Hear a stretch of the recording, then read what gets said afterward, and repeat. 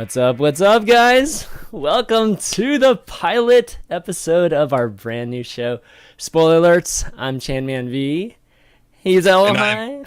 Oh, you're gonna intro me for me? I thought we were gonna do that. Okay, I'm Chanman, like I'm Ellohime. We'll never get these intros right. And then I freeze frame so people can screen cap that. That's and right. It real That's quick. right. Okay. Only diction. Ding, you know. Well, I'm so excited, man. God, we've been talking about this show. Adam, like, how long have we been talking about this, Ello? It's just been since November. Since November, right? I think.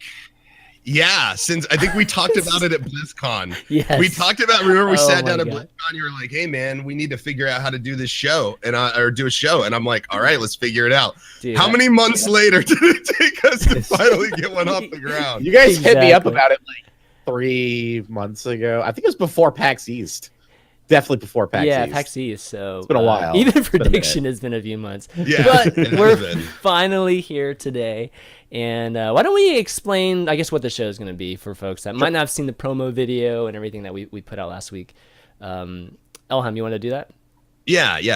So this is episode 1 of our new show, Spoiler Alert, and the show is going to be covering all sorts of different forms of entertainment, and we're gonna basically have open discussion about certain movies, TV, anime, video games, comics, whatever, what have you.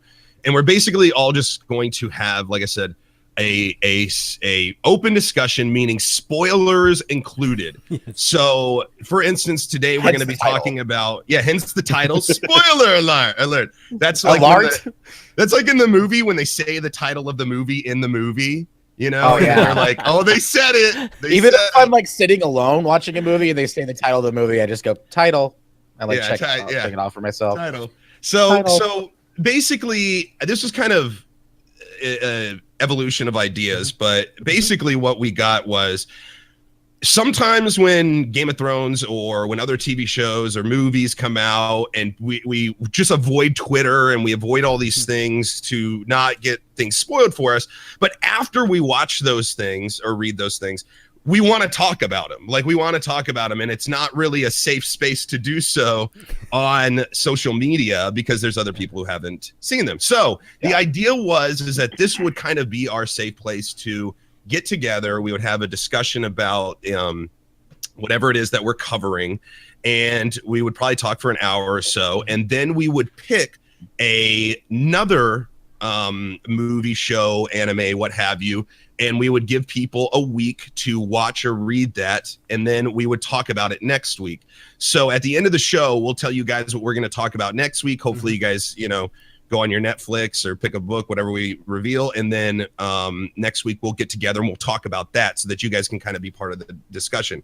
So this week we did Game of Thrones season 6. We're going to be talking about everything Game of Thrones season 6. If you have not seen Game of Thrones season 6, now is the time to get the fuck out of here. Yeah. If you don't want it spoiled, because we're going to talk about everything. And we encourage you guys in the chat to talk on along and throw out your theories.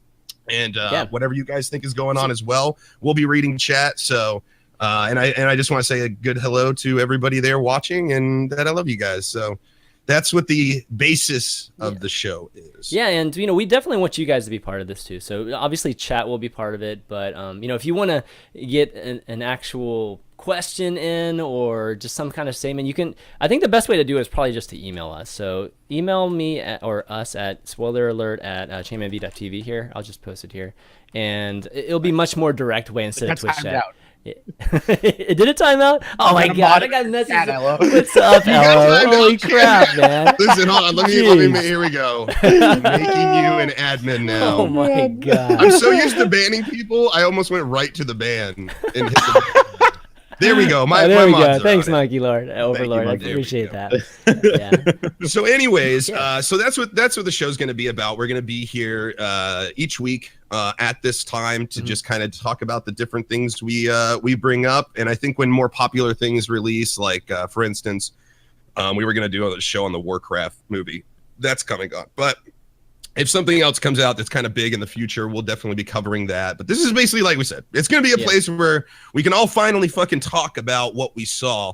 and not feel like we're being assholes to those of us, those around us that have not yet had the time. Well, which I think they should have, especially for Game of Thrones season 6, because Game of Thrones season 6 is so awesome. But before we get into that, what have you guys been up to? Diction, Chan?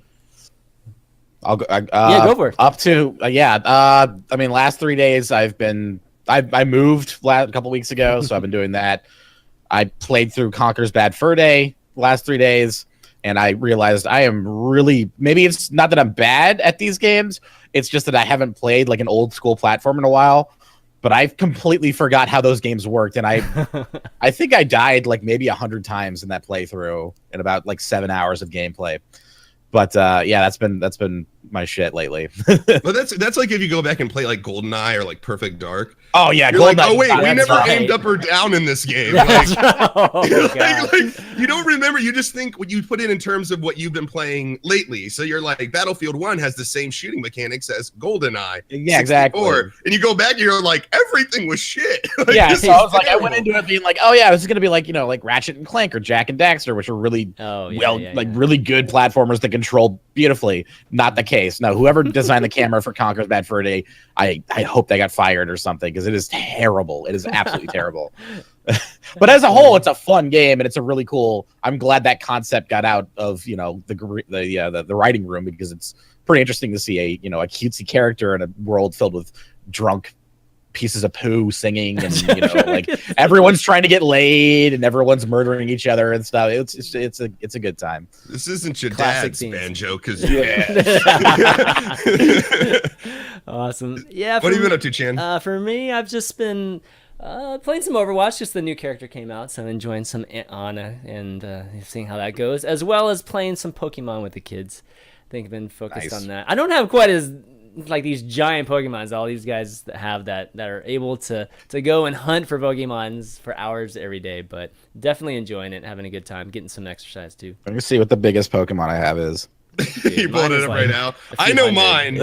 You know what's crazy is that my strongest Pokemon isn't even my best Pokemon. Like I have 3 or 4 Gyarados now, and none of them are as strong as my Slowbros. Like I've got high level Slowbros, like around like 1500 CP, and they are so boss. Like I love them so much. Like I can use a Gyarados and try to take over a gym and take like an hour. I use a Slowbro and it's like 20 minutes.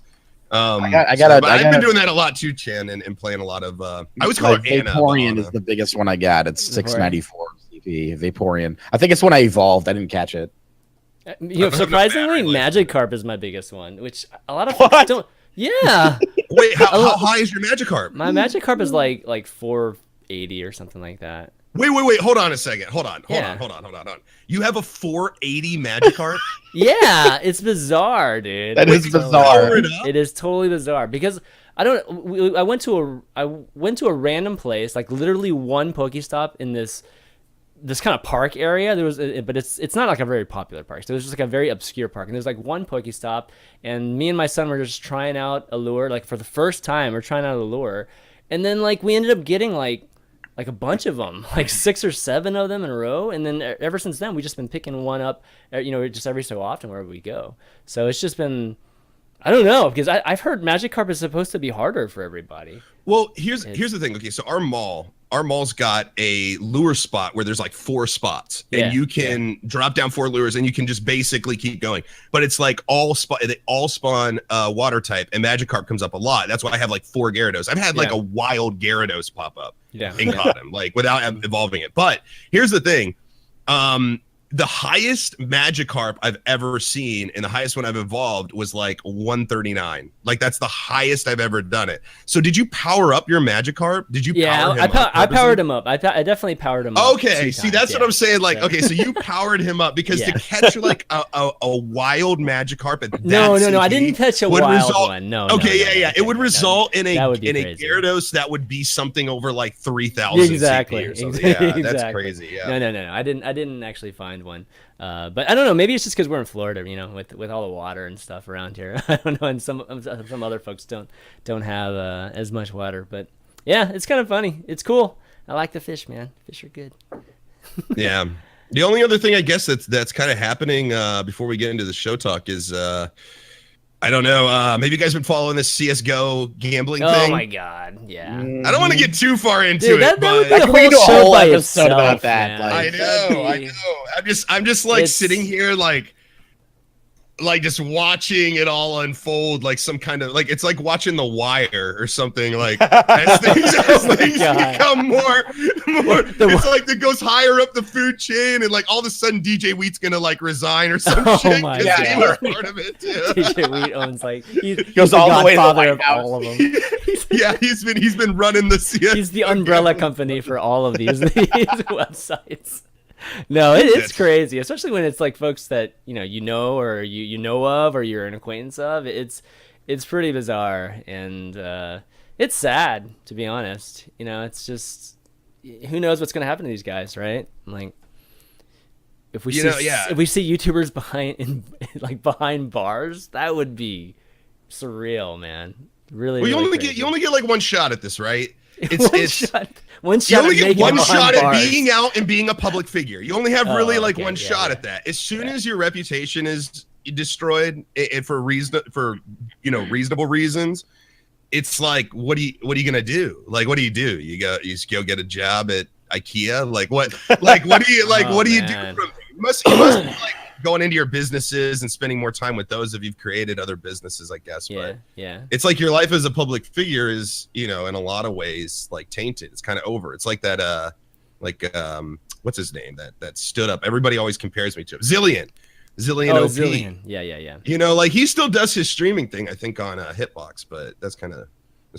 Ouch. That's rough. That's the rough part right there. I feel like that's where I'm gonna go when I'm old and retired. It's that's like the Twitch equivalent of being sent to the hole in prison. Like yeah. It's very much like that. All right, so let's get back to Game of Thrones though. Otherwise, let's start it. Let's start it. All right, so Game of Thrones season 6. Just by the way.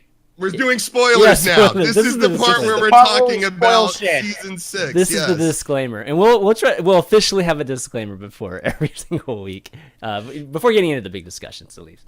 All right, so that's our disclaimer. So if you don't want to be spoiled in terms of the season 6, just mute your volume. You can keep watching the video, just our pretty faces and everything. Just mute the volume. But all right, season 6, guys. I figured the best way to tackle it would be just first impressions, just your thoughts on season 6 compared to the previous season. How about that? Diction? Actually, it was a hell of a lot more satisfying. The one word I would use is catharsis. Like it felt like catharsis the whole way through. Every character that just got shit on in season 5 and their lives ruined, possibly maimed, I feel like almost every single one of them got some sort of redemption by the end of season 6, which was nice. Because the last season, I was like, I hate this season. It seems like they're just being unusually cruel because they don't have books to fucking pull from, So they're like, is this how George R. R. Martin writes? This is how he writes, right? He just basically punishes characters. He just punishes them, right? Okay. All right, let's just do that. Either he kills them or he fucks up their lives for all eternity. Okay, let's just do that. Yeah. But now I realize they were actually writing towards something, and it wasn't just like a cop out, Yeah. So that makes me appreciate the last season a hell of a lot more. Well, that's what they've always been saying, right? The dragons are coming. They're coming. They're right around the horizon. They're on their way. They're on their way. 6 seasons for something to happen with the dragons, but they're on their way. No, but I felt the same way. I think redemption was definitely like part of the theme here. It just felt good to finally, after 5 seasons of constantly watching people get shit on, to see things like Sansa and Jon Snow reunite. That's just to see that reunite. Exactly. It's like finally one of the Stark kids meet back up, and they're like, oh shit, like it's pretty nice. And when I saw that, like I was so filled with emotion, especially because I sound like such a vagina, but it's true. Like I was filled with so much emotion because like I've been reading the books for a while now, and like none of these Stark kids have like seen each other, and you've been waiting forever for them to like run back into each other and be like, oh shit, where have you been? Oh, and in the case of like Jon Snow, it's like, I just got resurrected. Where have you been? I've been banging some people. I hate. What have you been doing? Like, I don't know. It's pretty good. I thought it was I thought it was a really great season. I don't know if it was the best season, but if it wasn't the best season, it's pretty close. I feel like I mean, I think for me it was one of the better seasons. I don't think it was the best season for me, and a lot of what you guys were talking about, I think a lot of things were resolved, or a lot of things the fans have been wanting to see for a while. Like just Ramsay finally getting killed, and a lot of things like that, it being resolved. And such justice there, right? Eaten by his own dogs, Exactly. Yeah. I would say the season was a little slow, but the last 2 episodes, I think, were very, very satisfying. At least I don't mind the slowness as long as like what's being portrayed is interesting. Like I'm a sucker for the really sharp, clever dialogue between like back and forth between characters in Game of Thrones. Like that's honestly my favorite part of the show, and I feel like season 6 had a lot of that, like a good amount of it. Yeah. The marine aspect of it. A lot of character building, a lot more character building. You learn more about different characters and a little bit of their backstories, where they're going, how they're feeling now, that kind of thing. Yeah. I'm just glad that I felt like for once in like years, like it's gotta be like 2 or 3 years now, I haven't felt like I've seen like a true season ending episode, like a the last really episode, good, like it just seems like shows nowadays, it's more popular to have like the second to last episode be really incredible, and then the last episode is just a build up for the next season. Yeah, and they do that in like shows like like Walking Dead. They've done that. They've done that in Game of Thrones. Like it never feels like the end is like the season finale. Like what happened to the season finale? And everybody gathers around to watch it, and then everybody's like, "What?" I felt like this time though with season 6 was the first time I've seen a finale and went like, yeah, finally. I feel like like Diction said, it was a build up, right? Yeah. And at the end, it's like climax. Payoff. Yeah, you're jizzing everywhere. You love it. All over. You're like, all over. The second to last episode was still good too. So they still kept that pattern going. But yeah, the last one was definitely much better. It's probably the best finale of all 6 seasons. That scared me. Yeah. Like Jon Snow, when they had like the second to last episode, and that was an amazing episode. That made me think the next episode wouldn't have anything like real substance. I thought they might throw a few things, but it was better. It was better. It was a better episode than the second to last. So let me ask you guys a question. Yeah, sure. How do you feel about Rickon? I'm really bad with names. I'm just throwing this. I just was thinking about the second to last episode, so I'm just asking you, how do you feel about Rickon? I'm really bad with some of the names of the ancillary characters. Who's Rickon? The fact that you're asking who's Rickon is that's a good point. That's probably the best response you could have given me. Rickon was the youngest of the Starks, the very youngest, who went with Osha. It's Recon, yeah, exactly. Yeah, who went with Osha to go to the north to some wildlings on the west coast, northwest area, and then he was just like captured all of a sudden and showed up, and then he's the one who's running when Ramsay Bolton is the one who was gone for 6 seasons and all of a sudden shows up. Yeah, that's why asking who's Rickon is like, no, I think there were a lot of fans. The not crippled, someone said in chat. The not crippled. Jesus. I even saw places where people were saying, "Is he really a Stark kid? I mean, is he one of those fake guys that actually got burnt, fake children that got burned at the stake or whatnot?" Yeah. He was a very forgettable character, and I mean, he didn't have any. There was no point to him really. We haven't seen him since like season 3, so like. We never really got to know him. I mean, there were, with the whole recon thing where, obviously he gets shot by an arrow, and it's supposed to be the reason why Jon Snow, attacks. You're breaking up a little bit. Oh, sorry. And it's him getting killed is the reason why Jon Snow reacts emotionally and, jumps into battle early instead of doing what was originally planned. I mean, that whole scene was because nobody really cared about the kid. I mean, that scene didn't really have as much impact. I think if it was Arya or something, then I'd be like, no, go run. Like I would have been a lot more invested in that sequence. Yeah, I don't know if I would have been invested in that sequence if anyone was there, because it was kind of ridiculous, right? Like that's the one thing I didn't like about this second episode. This one thing I didn't like about it was Rickon's death was so fucking dumb. Like if you're running from a dude who you know is going to be shooting arrows at you, I understand you're scared. Whatever. You're running in a straight line. You're trying to catch up with your family. You're trying to fucking meet. zigzag, dude. Zigzag, man. He was not like, zigzagging. If some guy was better. like, if some guy walked me out and he had a fucking bow and arrows and was like, hey, man, you need to run, I would get about 20 yards out, 20, 30 yards out, and then I would be looking at him. Exactly, looking back at him. I would be right? looking at, I would be running kind of and looking and keep him out. And when I see him, like, oh. when I see him notch and shoot an arrow, I'm gonna run to the right or left because he's anticipating me running forward, and then the arrow catches up, and then whatever. Like, run to the right, run to the left, like do something. Like by the time he was shot, I'm just like, bitch, you deserved it. Yeah, you deserved to die because you're not smart enough to dodge. So here's another question: was Ramsay just missing on purpose until he got there? I think that was what was supposed to be. Okay, that he was missing on purpose, but at the same time, I don't care how good of an archer you are. If you're shooting a moving target, okay, running a straight line, that's way easier than hitting something that's running and dodging. Of course. Yeah, exactly. Not that I'm an archer or anything, but I would imagine that I played enough Hanzo to know. Trying to shoot Tracer when she's zigzagging around is nigh impossible when you're Hanzo. So it's Hanzo, the third dot from the top, right? Just aiming down a little bit here. But I don't know. We're talking Jon Snow, so why don't we just dig into that storyline and just kind of go with it? Yeah, just the whole Jon Snow. He's a zombie. Can I just say one thing real quick, Rickon? I wish they would have done something way cooler with him. Like he went away and like everybody forgot about him, and then like he comes back in the 7th season a little older. He's learned how to fight. The wildlings have taught him. Like he contributes something, and you did. I wish that would have been nice. Wild card. I wish he got an episode like the Hound got this season, you know, like where it's like just like the Where Are They Now episode. You're like, oh shit, he's alive, he's doing this. It was like, oh shit, he's alive too. Like if they even put that in the same episode, that would have been cool.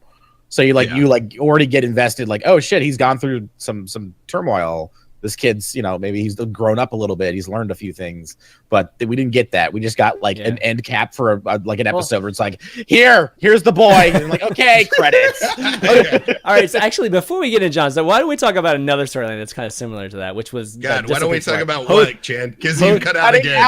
What? Oh, okay. Actually, boost here. Go to Discord and boot. Turn down the thing all the way down. The thing that like that. I gotta turn the light on in my room, but I'm in my boxers. I don't want everybody see. Hold on, let me see if I can do this.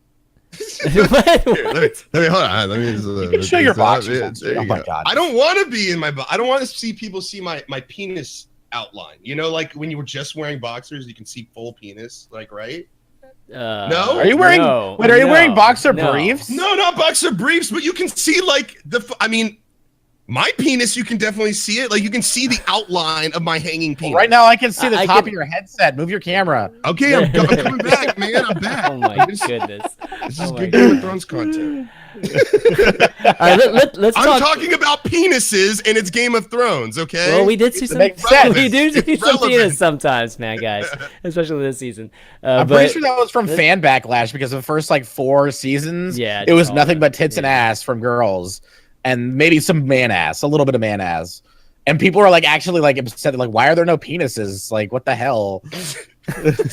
Be careful what you wish for, right? Yeah. Well, no, I'm pretty sure they all wanted to see like specific penises, specific characters' penises. Oh, of course. You're never gonna see the tits you want to see. Anyways, but let's talk Hodor. Let's talk Hodor.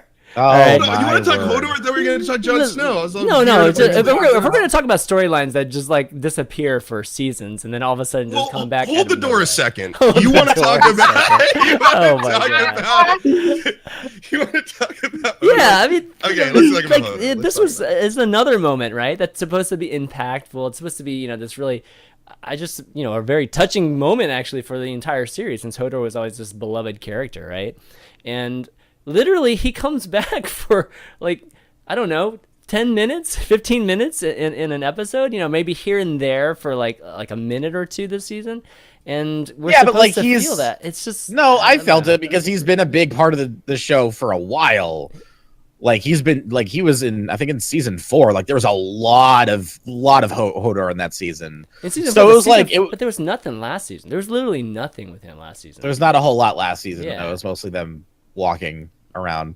But still, like he's like a good character that people love, despite it's because he's this noble, giant, friendly man with they can only say one word.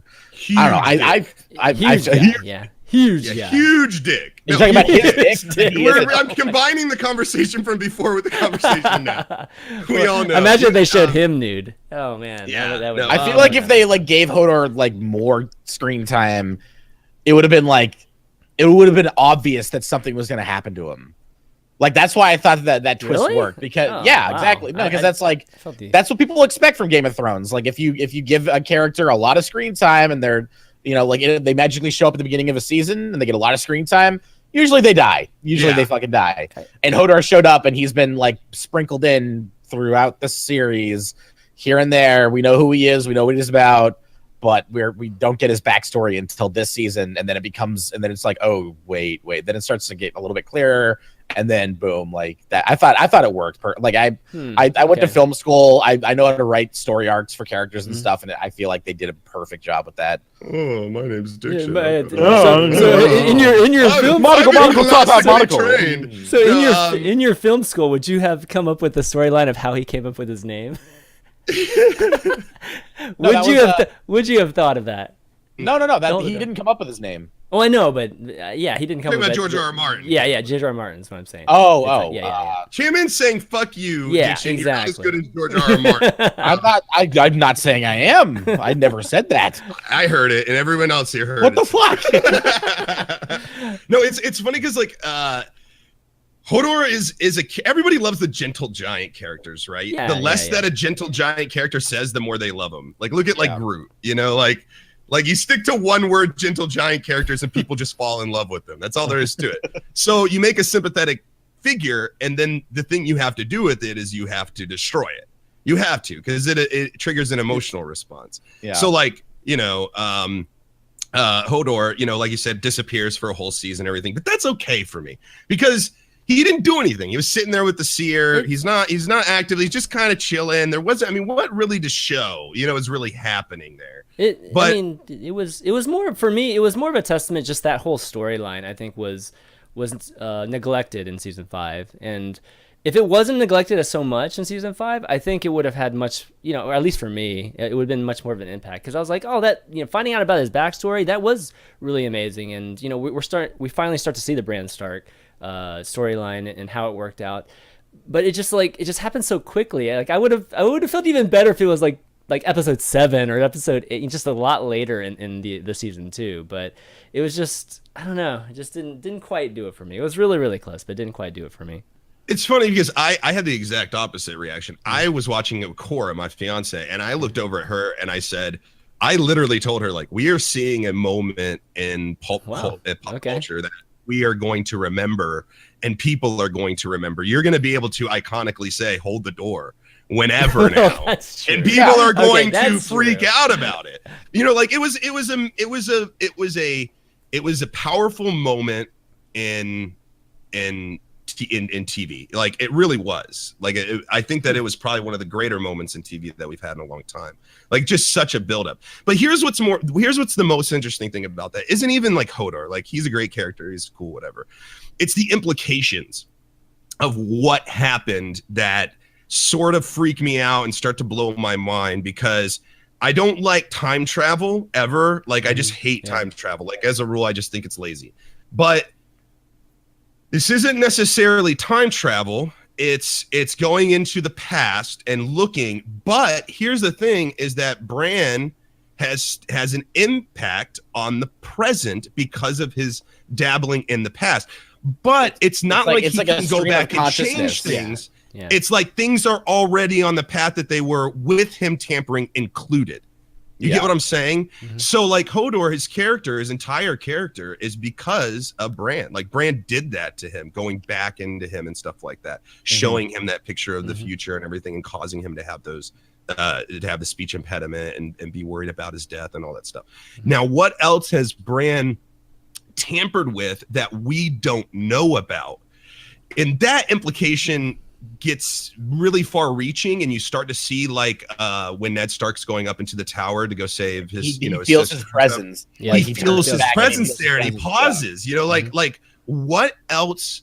And we also saw, and this is something else I want to talk about in a second. How that didn't go down exactly chivalrously. I guess chivalry isn't the word, but anyways, chivalrous. We saw that he does have an impact. So my thinking is that basically the Stark family has somebody that's been working on their side and been working for them since before we even started watching, which was Bran, and we didn't even know it. Mm-hmm. Yeah, isn't that kind of crazy? Like to think about that. Like and that gets really interesting, but it's not so much time travel, so I'm okay with it. It's this like continual timeline that's already affected. Does that make sense to you? Yeah, because time travel, it's like you're going back. It's like Back to the Future. Like, oh no, my picture's disappearing. I've changed the future, but he has changed it, but it's still the present.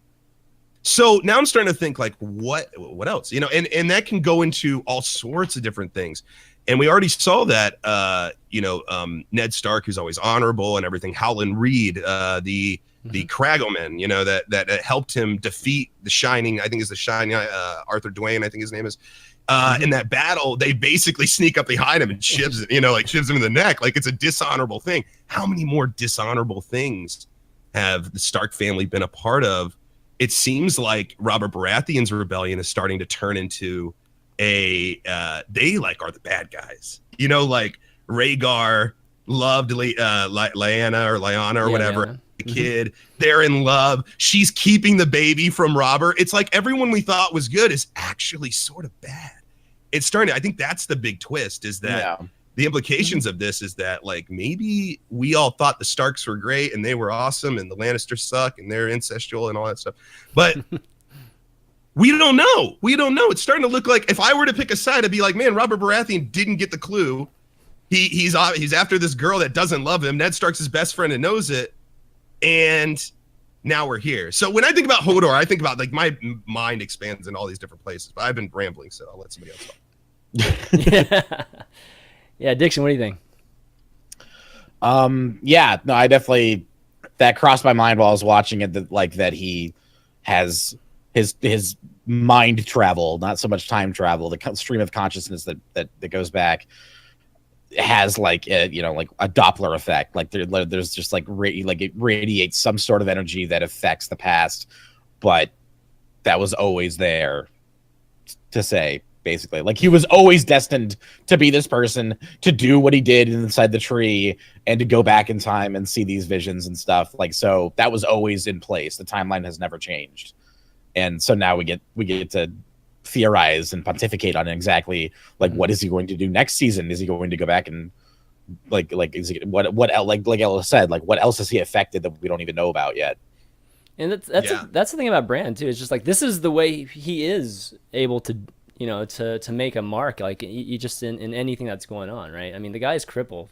So like really, what is he gonna do whenever it comes time to just the giant war that's incoming? Like we all know. Can I answer that? Yeah, okay, answer it.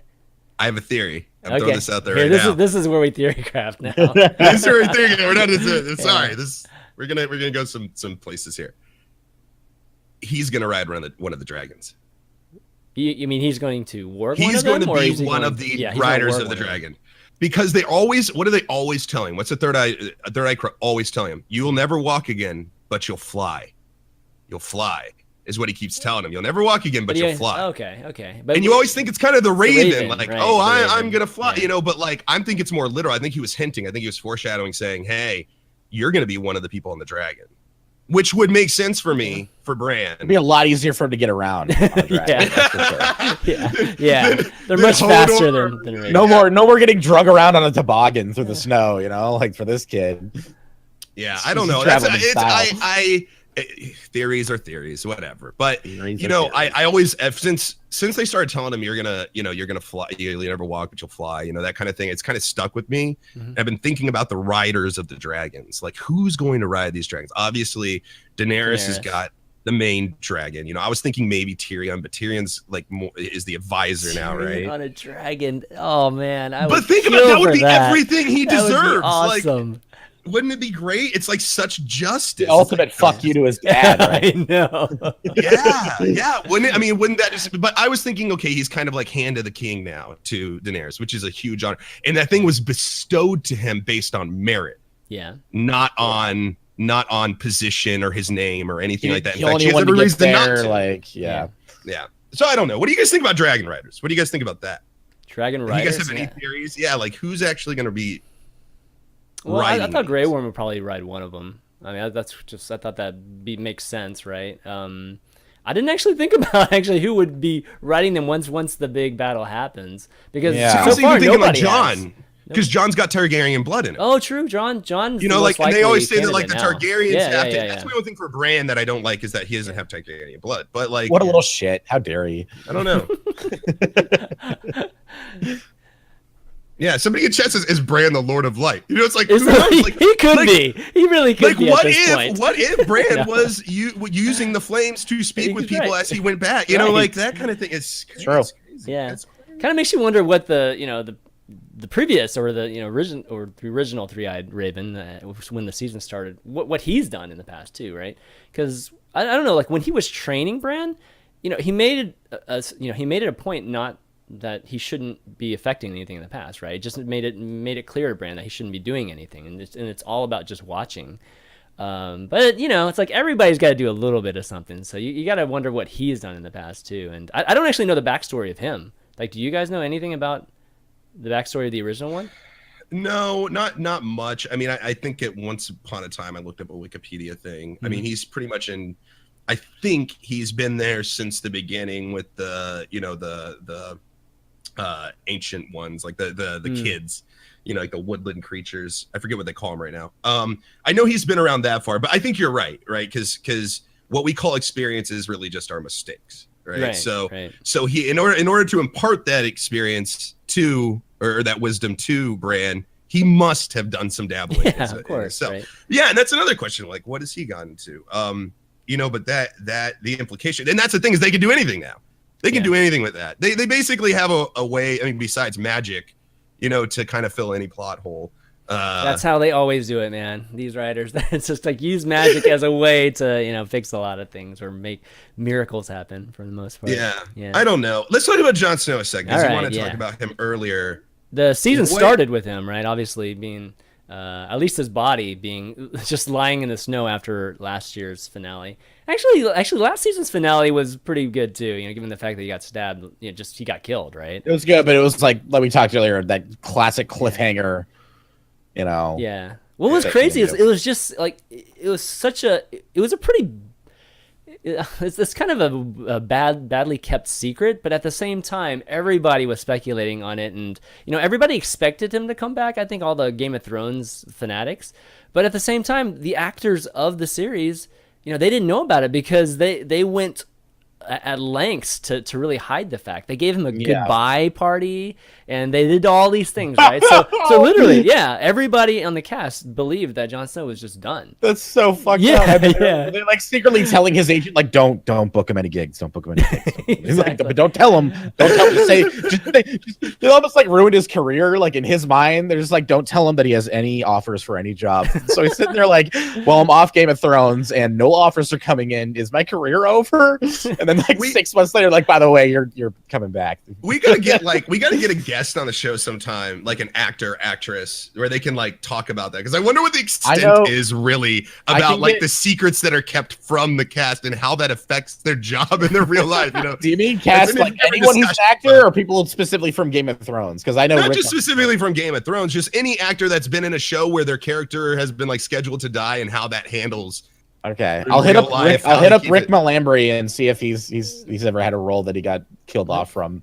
Okay, anyways, cool. That's just a side thing. Anyways, back to the actual storyline with Jon Snow. Yeah, so he's obviously dead, and just the season is starting off, and his body's just in the snow. And Sir Davos obviously picking him up, and Sir Davos seemed to be very confident that they could bring him back to life.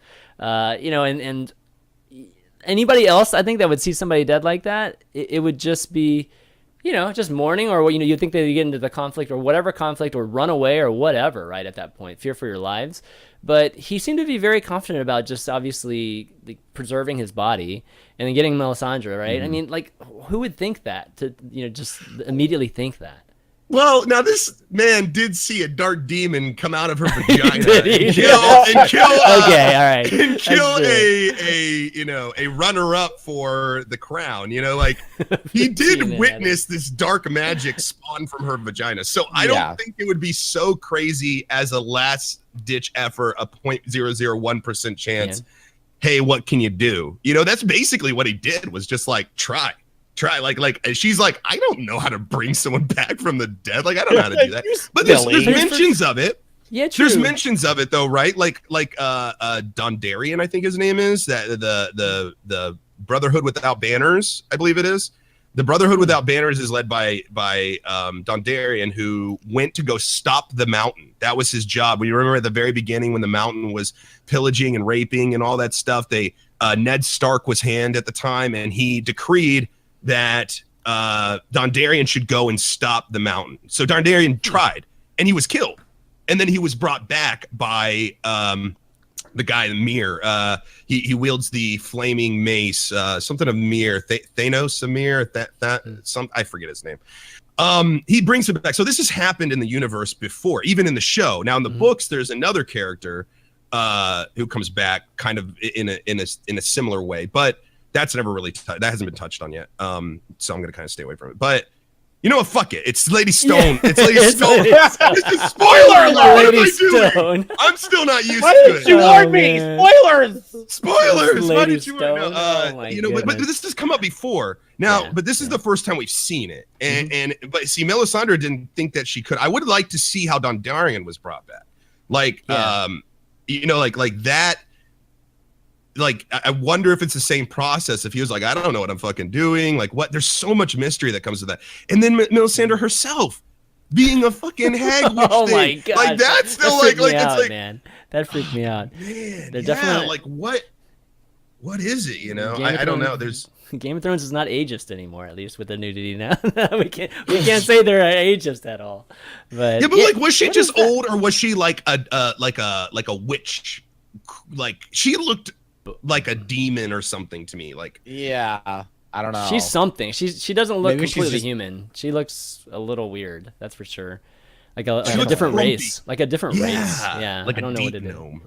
Yeah, a deep gnome. She's a deep gnome using illusion spells, which they're known for. Yeah, that's true. That's one awesome necklace. Man, what if she just lined up all the dudes that she's fucked and then just like took off her necklace in front of them? Oh my god.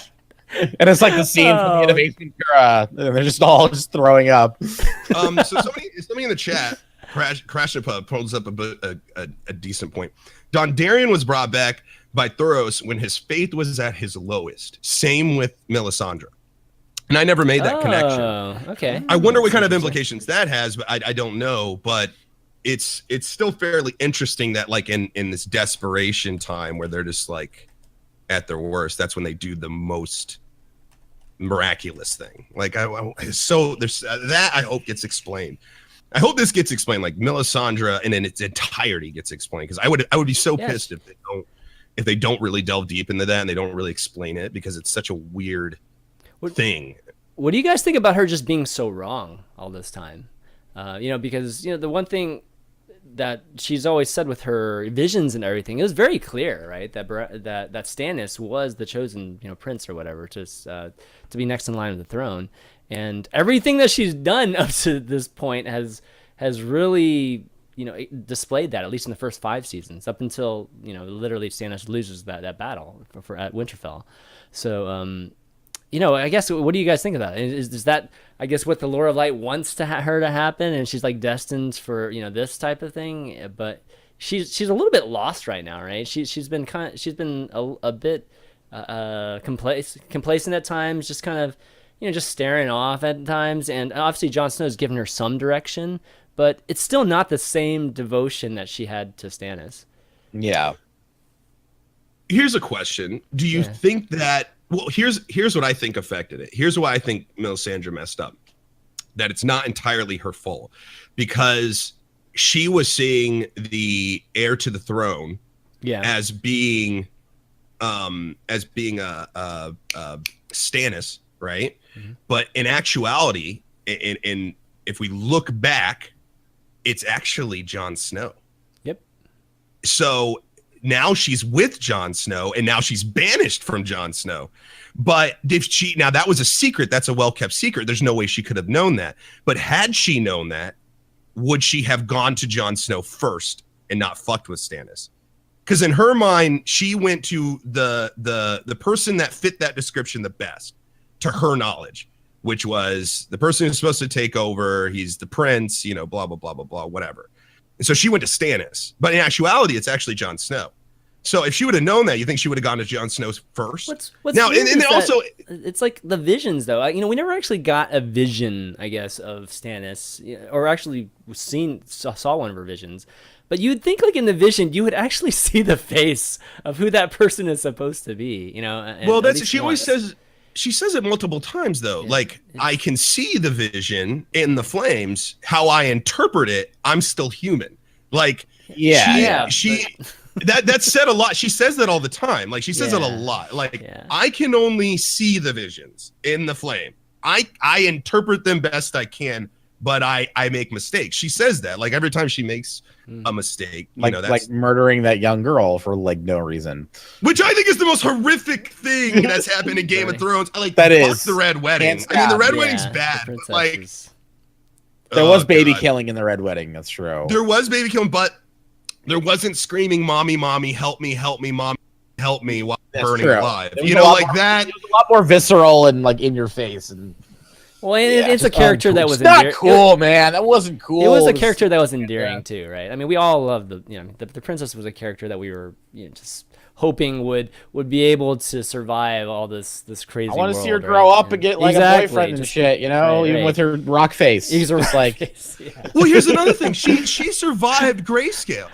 Like, is it ever mentioned how she survived that? Yeah. Like, it gives hope to Davis, or not Davis, but Sir Jorah, right? Yeah, Sir Jorah's supposed to go out and figure out a cure. I mean, she beat it. I forget how she beat it, though, or how that came about. She was scarred and disfigured. Luke, like, no one understood why why it didn't like take over her whole body. I think she just had an immunity to it or something. But she was a character. I could be wrong. She was a character that made Stannis like a good guy, like it really brought out that human emotional side of Stannis. And one of the reasons that she didn't, they didn't just get rid of her because of the stone skin, is just because Stannis loved her as a daughter, right? I mean, he had that one moment where he says, you'll always be my daughter, or you're my daughter, or whatnot, right? And he basically saved her, protected her, didn't do basically what everybody else does whenever people get that disease. So it was really, I mean, it was a pretty powerful moment actually when he chooses to do that. That just means he's fully on the dark side. He's just gone down this path of no return. And it obviously being tragic was very fitting. I think that was definitely a very good line for the plot. But yeah, it was really sad to see her die for no reason. It's all these things that just happen for no reason, which is well, here's the thing: is like, is it no reason? Is it no reason? Because somebody in chat just pointed out there's a lot of really good stuff in the chat right now. I really like this. And I think as a first show that we should take into account all the information coming out of here and find a better way, because you guys are awesome. Somebody just said in the chat killing the princess girl, was Shirlene or something like that. Killing her gave Melisandre the power to resurrect Jon Snow.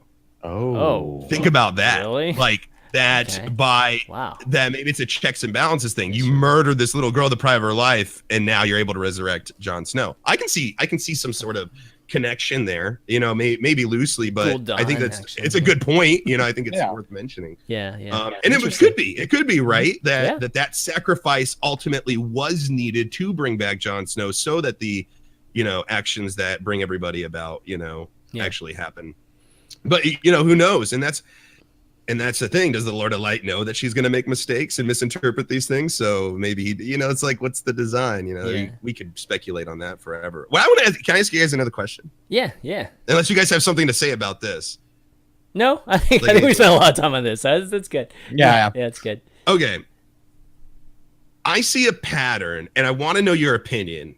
and I'm going to go especially Diction. I want to know how you feel about this specifically. There's been a pattern, especially in this season, of women, powerful women, right? And not just in one or two places. It seems like that we're building up to an ultra matriarchy battle here at the end, right? So you've got the Iron Islands, you've got the sister, I forget her name right now, the Iron Islands, you got Daenerys, obviously. You've got Sansa Stark rising up in the north. Now she's not going to be king of the north, but she's she's got the power, basically. Cersei Lannister, the Sand Snakes, all the women of the Sand Snakes. Arya, there's so many Arya. There's so many powerful women that are starting to take over, like, completely. This is gonna be just like one big giant fight between these women, right? And whose side goes on, where. Why do you think that is a theme that they did on purpose? And if so, why? I mean, obviously everything they write is on purpose, but the Mormon girl too. Yeah, the Mormon girl too. Well, I mean, it seems like it started, like, the story started with an entire world, like all of Westeros basically being run by dudes, and very, very poorly. Like, the whole place is in shambles. And it seems like the longer arc of the story, of all these stories, seems to be that, like, these men are like fucking the heir to the throne of the Iron Islands gets fucking his penis cut off. Like, he gets completely emasculated. Like, I feel like there was a lot more symbolic, like, nature to his story than, like, is on the surface there.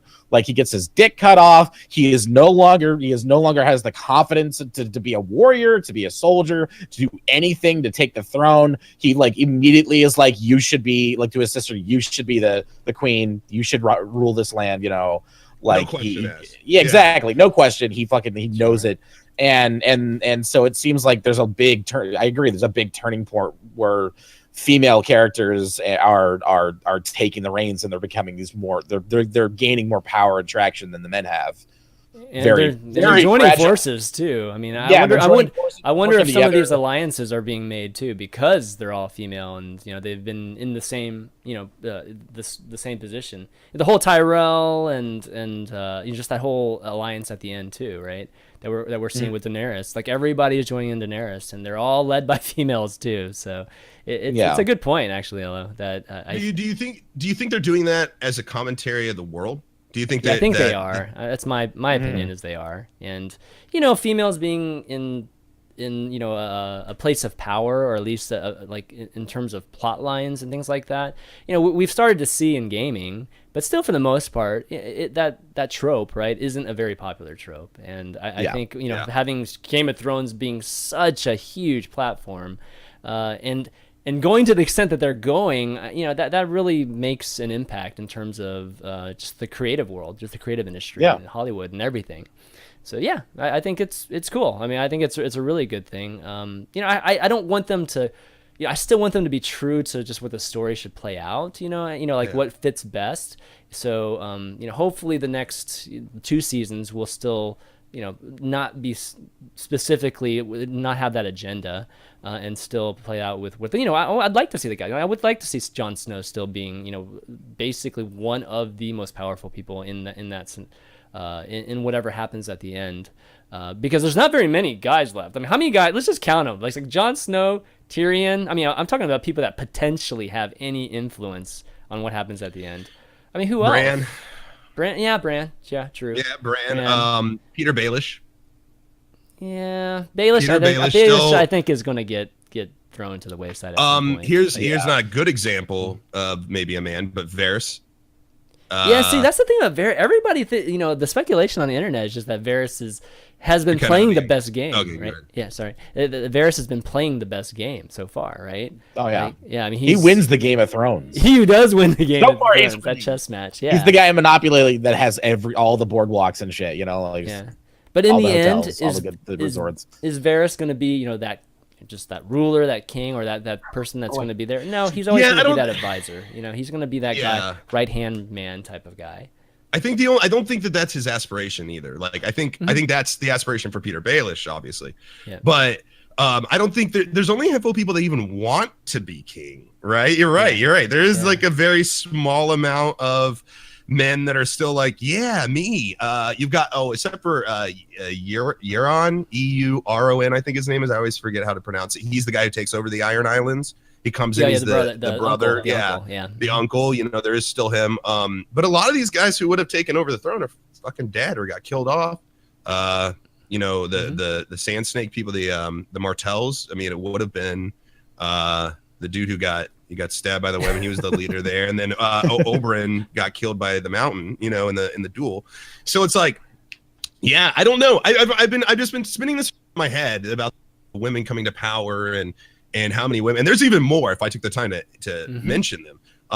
But there was what I gave like 5 or 6 examples. Like, I wonder what you know, what was the point? Was that George R.R. Martin, or was that the show writers and producers? Like, what? It just kind of boggles my mind. Like, why is that a theme? Because it's not normally a theme in something like this, and I don't know why it would be, but it is. It is a theme. So. I'm curious as to, maybe somebody in the chat can enlighten us. But I'm just curious as to what, I don't know what it's all about. You know, for all the women taking over and taking power and stuff. Like, men are fucking dumb. I mean, I think men are dumb. Well, stupid. They just think with their penises. They just want to fuck things and they just ruin everything, and they're drunker. That's how the series started, guys. So I mean, I think it's just more balance. It's more balance, you know. And you already mentioned it already, Ello. It's just like the Game of Thrones started being a very misogynistic type of world, and now it's just balance. And I think overall, when we look back on Game of Thrones, it'll be a very good balance. You know, we won't have the feminists just complaining about the series, and we won't have, you know, the opposite side obviously doing the same thing. So yeah, that's a good piece of work. There's nothing wrong with it, right? There's nothing wrong with it. It's just interesting. It's intriguing. There's nothing wrong with it. Out of all the themes. Yeah, there's nothing wrong with it, but it's just one of those things where I think in the end, Game of Thrones will please as large of a mass as possible. Where Game of Thrones originally, the way it was, you know, like a lot of the seasons played out, I probably wouldn't say the same thing. Like, I think it was very, you know, there was definitely some faction of people that don't like Game of Thrones for whatever reason. But when we're done with it, I think everybody will love this series. I mean, this series will be, you know, just be remembered forever, you know, as just a great piece of work or a great piece of art. And it's going to be because of just how these storylines have played out in terms of society, you know, and just how things are portrayed and things like that. Chairman, do you love Cersei now? Cersei? Did you hate her before and love her now? Okay, so Cersei. Okay, so no question, I hated her before. Now, I mean, of course, killing the the last episode, I definitely had some endearment towards Cersei at the end. I have to admit. I mean, I still don't like her. But I have empathy for her because her fucking, like, even though she's a terrible monster woman, she has had, like, all of her children are dead. All of her fucking kids are dead. I'm like, glad she's had Tommen all of her kids taken away from her. So I feel a little bit of sympathy and empathy for her on that, you know? And but then the shit with the High Sparrow, she fucking that's her fault. Like, she contacted him. She basically gave that dude power. So, like, whatever happened to her was her fault. But it was also that opening sequence in the last episode was just beautiful. Like the music, the editing, the cinematography, like it was all just perfect. It was probably one of my favorite scenes in a TV show ever. Yeah. I mean, I'm watching it unfold. I'm sitting here going, no. I'm like, wait, they still have some of those caches. Like, nah, they wouldn't blow up. Oh shit, he's running down there. Oh shit, he's doing, you know, like, and then when it clicked finally when they showed the green on the barrels, because they didn't show it at first, and the first thing they're just playing it up and they're letting you go like, what, and then they show the green, and then I was like, oh my god, there's no way they're gonna allow her to do this.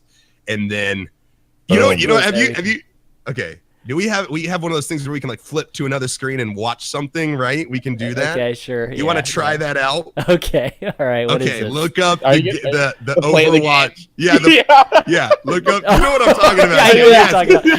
Send me the link. Send me the link. Okay, let me find it. You guys, those of you who are Overwatch fans will appreciate it it's very awesome. much. It's on the Facebook page. I have died laughing so many times. Let me find it. But no, like Cersei is one of those characters. It's just like Jaime Lannister. All these characters that you started out hating, you're starting to love. Yeah. And here's the thing. Here's the weirdest thing in my head. I'm trying to decide like what in our humanity makes us go, yay, Cersei, for blowing up an entire. Are we ready? Wait, actually, this isn't the original one. I'm gonna make sure you give credit to the original one. Yeah, sure. Please, yeah, absolutely. Is this the original?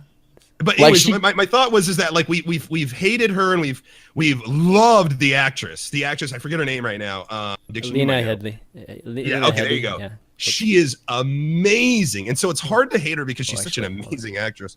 But what do we do? See the first. I screwed up. First episode, buddy. First episode. I wasn't ready. It's okay. Yeah, my bad. It's okay.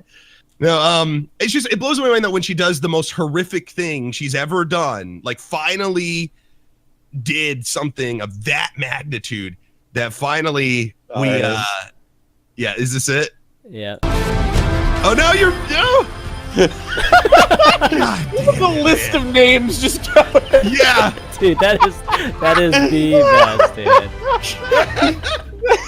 Play of the game. Play of the game. God, man. Yeah, that was so good. That was definitely so good. And so why is it that when she does this horrific, terrible thing, that suddenly people who didn't like her like her? Because everybody hates the High Sparrow and just the whole, just all that whole storyline. I think everybody was starting to hate and for it to get old, because you're stripping away they basically stripped away all power from the faction that was the evil. They were the bad guys, right? Cersei was they were the bad guys just taken over by even badder guys. But Marjorie wasn't. See, Marjorie dying actually surprised me. That surprised me, Marjorie dying, because it seemed like there was, she was playing a game too, and I wanted to see how that played out, but that just whatever she was planning, that just went all for naught, right? So that was kind of strange. I loose felt like, plot thread. Yeah, that was definitely a resolution for that. I like that though, because sometimes that's life. It's fine. Sometimes you have plans and then suddenly you get blown up. Like it's like not everything needs a neat and tight continuous plot line. Like sometimes shit happens, and but it again, I just go back to that question, like what is it about that scene that makes us love Cersei? Because in essence, she killed the High Sparrow. Maybe it's just some people, like the disassociation with religion and stuff, like people, especially militant religion, especially in America, because militant religion is usually always attributed to, Muslim or something like that, like at least in America, not that it's right or wrong, but it is presented that way. So is it because we have kind of this feeling towards that, like, fuck religion, fuck militant religion?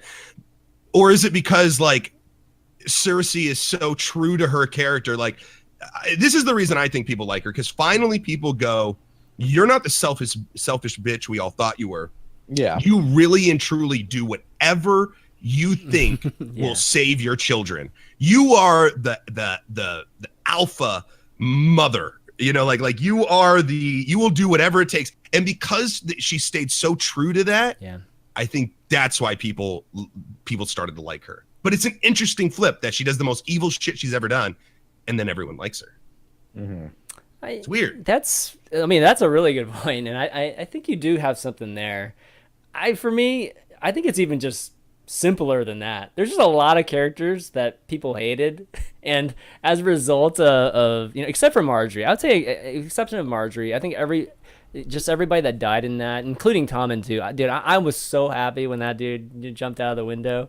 Wow. I it's hard for me to like explain, but like for me, Tommen was the most pointless character. Well, not he's pointless, kind of a pissant.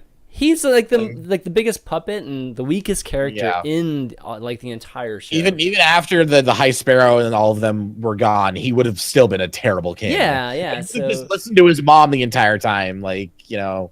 I don't know. I mean, he's super young. Give the kid a fucking break.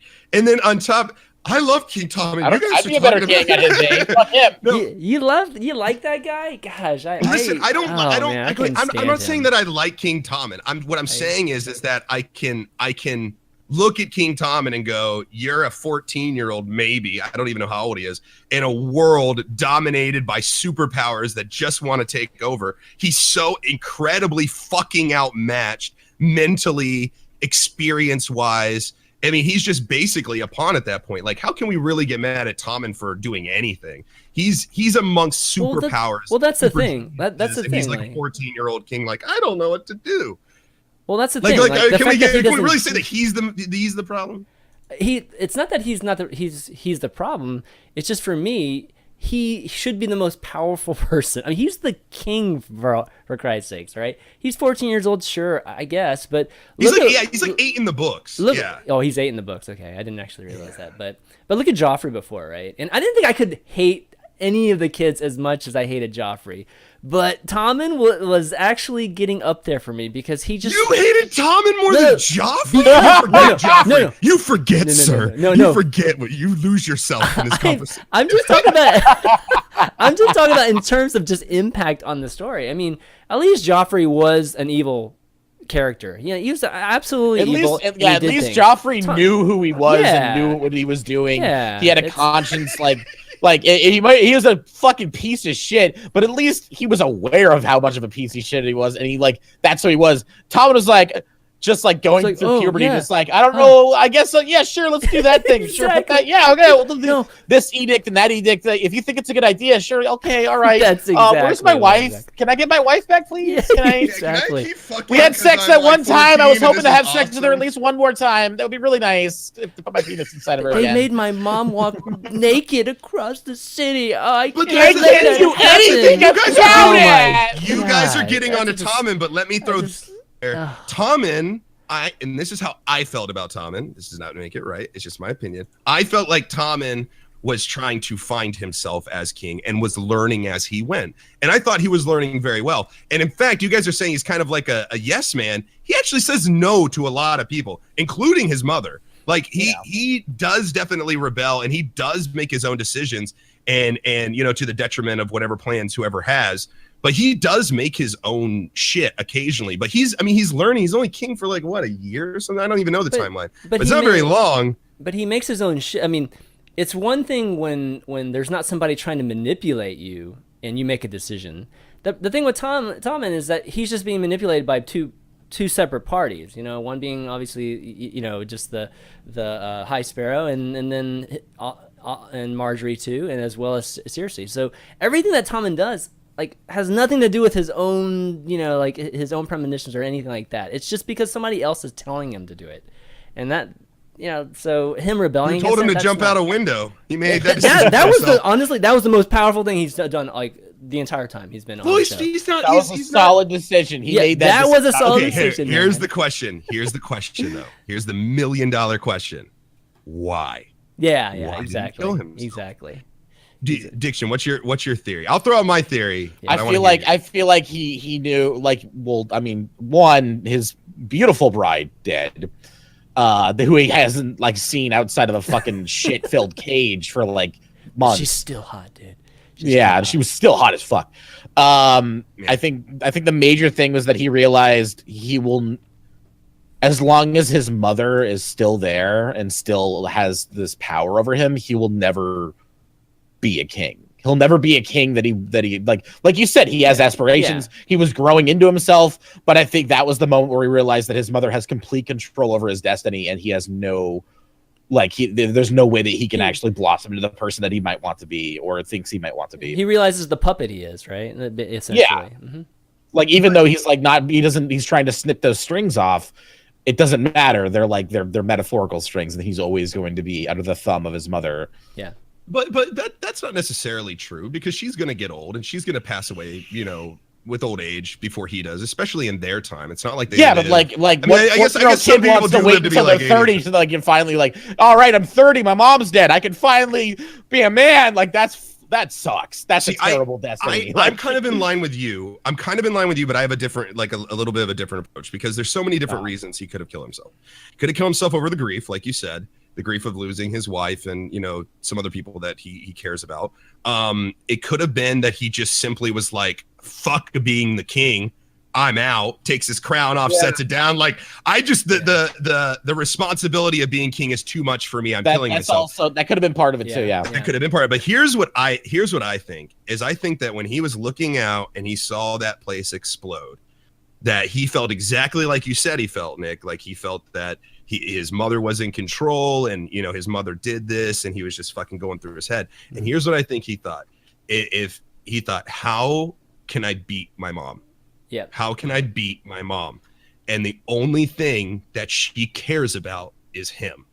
So it's not even necessarily like she'll always be in control. It's not even necessarily a grief thing. It's I'm, you know, it's not I'm the king thing. Maybe a combination of all these things. But the biggest thing is that this is a teenager rebelling in the only way that he knows his mother will respond. Like, if I kill myself, what she did is all for naught. Like this makes it meaningless for her, and this is how I get back at her for what she's done. Yeah, I think that's how I felt about it. So if that is the reason, then you know, that's even more of a. I think that just reflects badly upon him again, because what he doesn't realize is that she already knows. I mean, it's already been prophesized that all of her children would, you know, be dead eventually, just at an early age too. So I think she's already been preparing for herself. In the end, she wants to be queen, you know, of King's Landing, and that's what she essentially accomplished by having him kill himself. But I do think you're right in a lot of ways that it's probably what he was thinking. I also think that, you know, he might have. Just the High Sparrow, right? Just had a lot of influence on him, and, you know, maybe even changed the way he was thinking about things, and it did override, you know, just the advice and everything his mother had getting him up to that point, right? That's kind of when he started to rebel. Is when that started happening. Obviously, Marjorie was in it too, like with the High Sparrow. You know, whether she was, you know, faking it or not, but, you know, she was controlling him too in that sense. So what he believed in, just all just with everything he believed in, basically blew up in that building, right, with a wildfire. So that, with, like, again, with just trying to get it back at his mother, I think was, I think the best thing there. But, you know, in the end, Cersei, she didn't react much to it. I mean, I think she's you know, she's probably she just kind of looked at the body like, okay, then. Yeah. It was like, put him by his sister. I've seen a lot of dead kids that are mine. This is all right. I'm used to this. I'm numb. So what are the ramifications of that? Do you think that she's just like gone completely stone-hearted? Do you think that she's not? How about this? Do you think that she's not upset because she knew it was coming because of the prophecy that lady gave her? So that, you know, Tommen says, and this is again my theory, Tommen says, fuck you, Mom. I'm jumping off here and killing myself because I'm all you care about. He does that. Then she goes, oh, yeah, I saw this coming a mile away because everything that witch lady told me. Like, she prepared herself. Exactly. She had prepared herself emotionally for that. But, you know, in the next season, we might see her unravel over it. You know, like there's still, we haven't spent a lot of time with Cersei past the revenge stage. She is in revenge mode. She does it. She sits on the throne. Then she okay. Now what happens with Cersei? Now that she's done this thing, like, does she unwind? Does she, you know, what's the future? Well, I mean, I think at least my speculation about the whole thing is that right now I feel like Cersei is just the roadblock for Daenerys before, you know, getting up to the north. So they're gonna have to figure out how that plays out. I mean, she's gonna have to build up power wise in terms of just you know, just how it's perceived just with the show itself right now. You know, right now she just got her revenge, but we don't know what the state of the army is. Like, you know, right now it seems like Daenerys' army is 1,000,000 times bigger than her army.